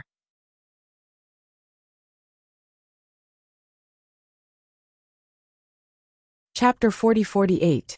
When he met Emolien's slightly puzzled phoenix eyes, Arbor pulled her aside and whispered something to her. He recounted to Emolien how he encountered the Clear Sky sect's disciples with the knife-scarred man and his group in Phoenix Woods. When he mentioned how those people besieged her and were ultimately killed by them, Emolien's eyes also darkened. The Clear Sky sect's people haven't died out yet? The faction behind the Clear Sky sect resembles Tianyin, but also doesn't. Their Clear Sky sect's several operations don't seem to have much connection with Tianyin. This Clear Sky sect's favorite thing to do seemed to be besieging and killing the little stoic. She was well aware that the person behind this sect was definitely that old rival who had been plotting against her from the Lower Star Domain to the Upper 3 provinces, and from her previous life to this life. Say, do you think they've all moved away from their base in the capital suburbs because the assassination mission in Phoenix Woods failed? The little stoic asked gravely. The venerable Peach Blossom Immortal shook his head and said sarcastically, I think they'll beat you at your own game and trick you again. The little fellow was smart and understood almost immediately. His eyes narrowed like cold lightning, and his voice was frosty. Will that be the case? Emolian also nodded slightly. It should be. The three of them looked at each other with tacit understanding, and then nodded, preparing to set out for the capital's suburbs under the cover of the night.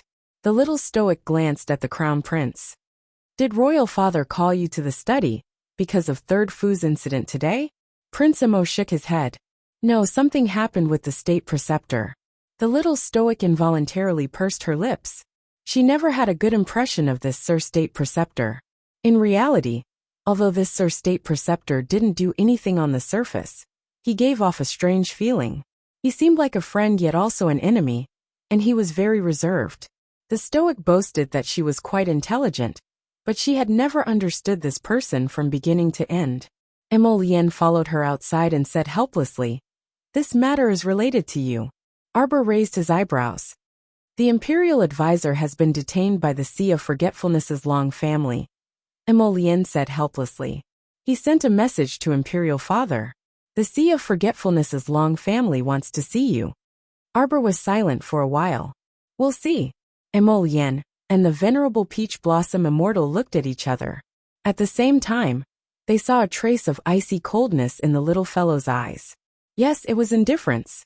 When the Sea of Forgetfulness's Long family was mentioned, the little fellow's heart didn't stir too much. His expression was so indifferent that it made one feel a bit of heartache. Jojo, Arbor said coldly, my mother is no longer here. That foolish woman who was willing to sacrifice her happiness for the family is already dead. I'm not her. Her voice was cold and indifferent. At least for now, she wasn't mentally prepared to meet the Long family. What's more, what does the Long family detain the state preceptor have to do with her? Was she and Arbor the kind of girl who would come and go as she pleased? Detain the state preceptor and have her rush over? She would rush over? What a joke. Who was the state preceptor to her? She wasn't the kind of kind-hearted Virgin Mary who would immediately feel compassion for any cat or dog that was in danger. She silently turned around and walked outside. Emolian and the venerable Peach Blossom Immortal didn't say anything else and followed her outside. Halfway there, the two of them looked at each other again.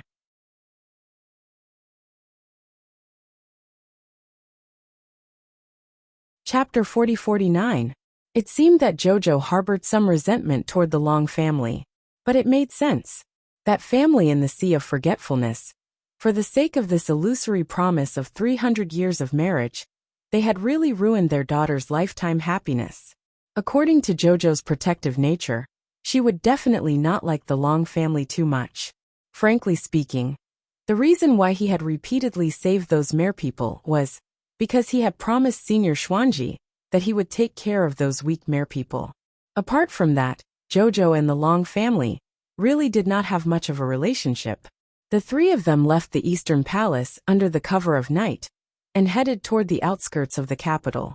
Because they could not confirm the exact location for the time being, they did not use transportation talismans to teleport over.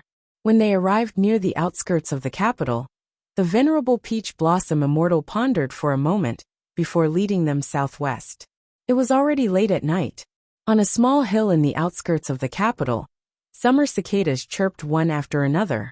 Xiaomu, Emolian, and Jichen stopped at the entrance to an inconspicuous farmhouse's small courtyard at breakneck speed. Here, Arbor looked at He Shurchen meaningfully. The latter nodded slightly at her. According to the results of the soul-searching last time, the Clear Sky sect's stronghold near the outskirts of the capital is here. An ordinary, inconspicuous farmhouse, hidden among the large farmhouses in the outskirts of the capital, was indeed well hidden. Arbor's fingers moved slightly.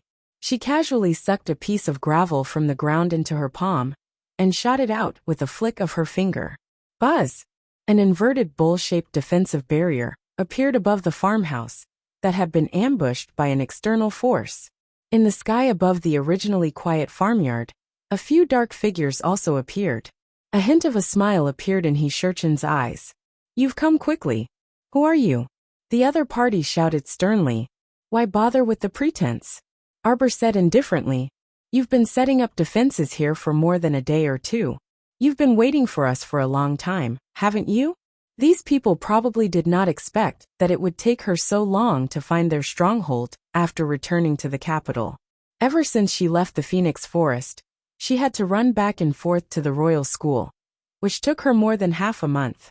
Such a strange thing shouldn't be within the other party's control. They had probably been waiting for so long that they were getting impatient. The man in black was obviously stunned by Arbor's attitude. It was clear that Arbor and the other two knew that this was a trap, but they still came. How bold! Run! Arbor turned to look at him. Emolian nodded. At the same time, she leaped into the air with Yichen. Together, they set up an even sturdier square-shaped defensive barrier around the farmhouse's courtyard. Arbor's lips curled into a sneer.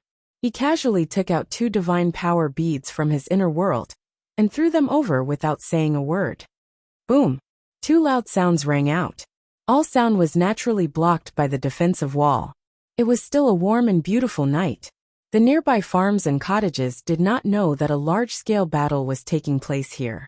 The men in black who were suddenly attacked by the divine power beads hurriedly scattered in all directions in shock. But it was too late. The divine power beads tore a huge hole in the defensive barrier they had set up. The huge impact seeped in through the hole and sent a few people flying several feet away. Poo-pee-you! The men in black were injured and vomited blood at the same time. You're tuning in to the Li Mei's Wuxia Whispers YouTube channel. We're so grateful for your support, and don't forget to subscribe to join us on this incredible journey through captivating stories.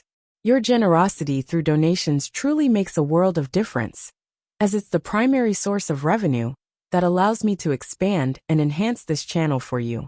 Thank you from the bottom of my heart for being a part of this adventure.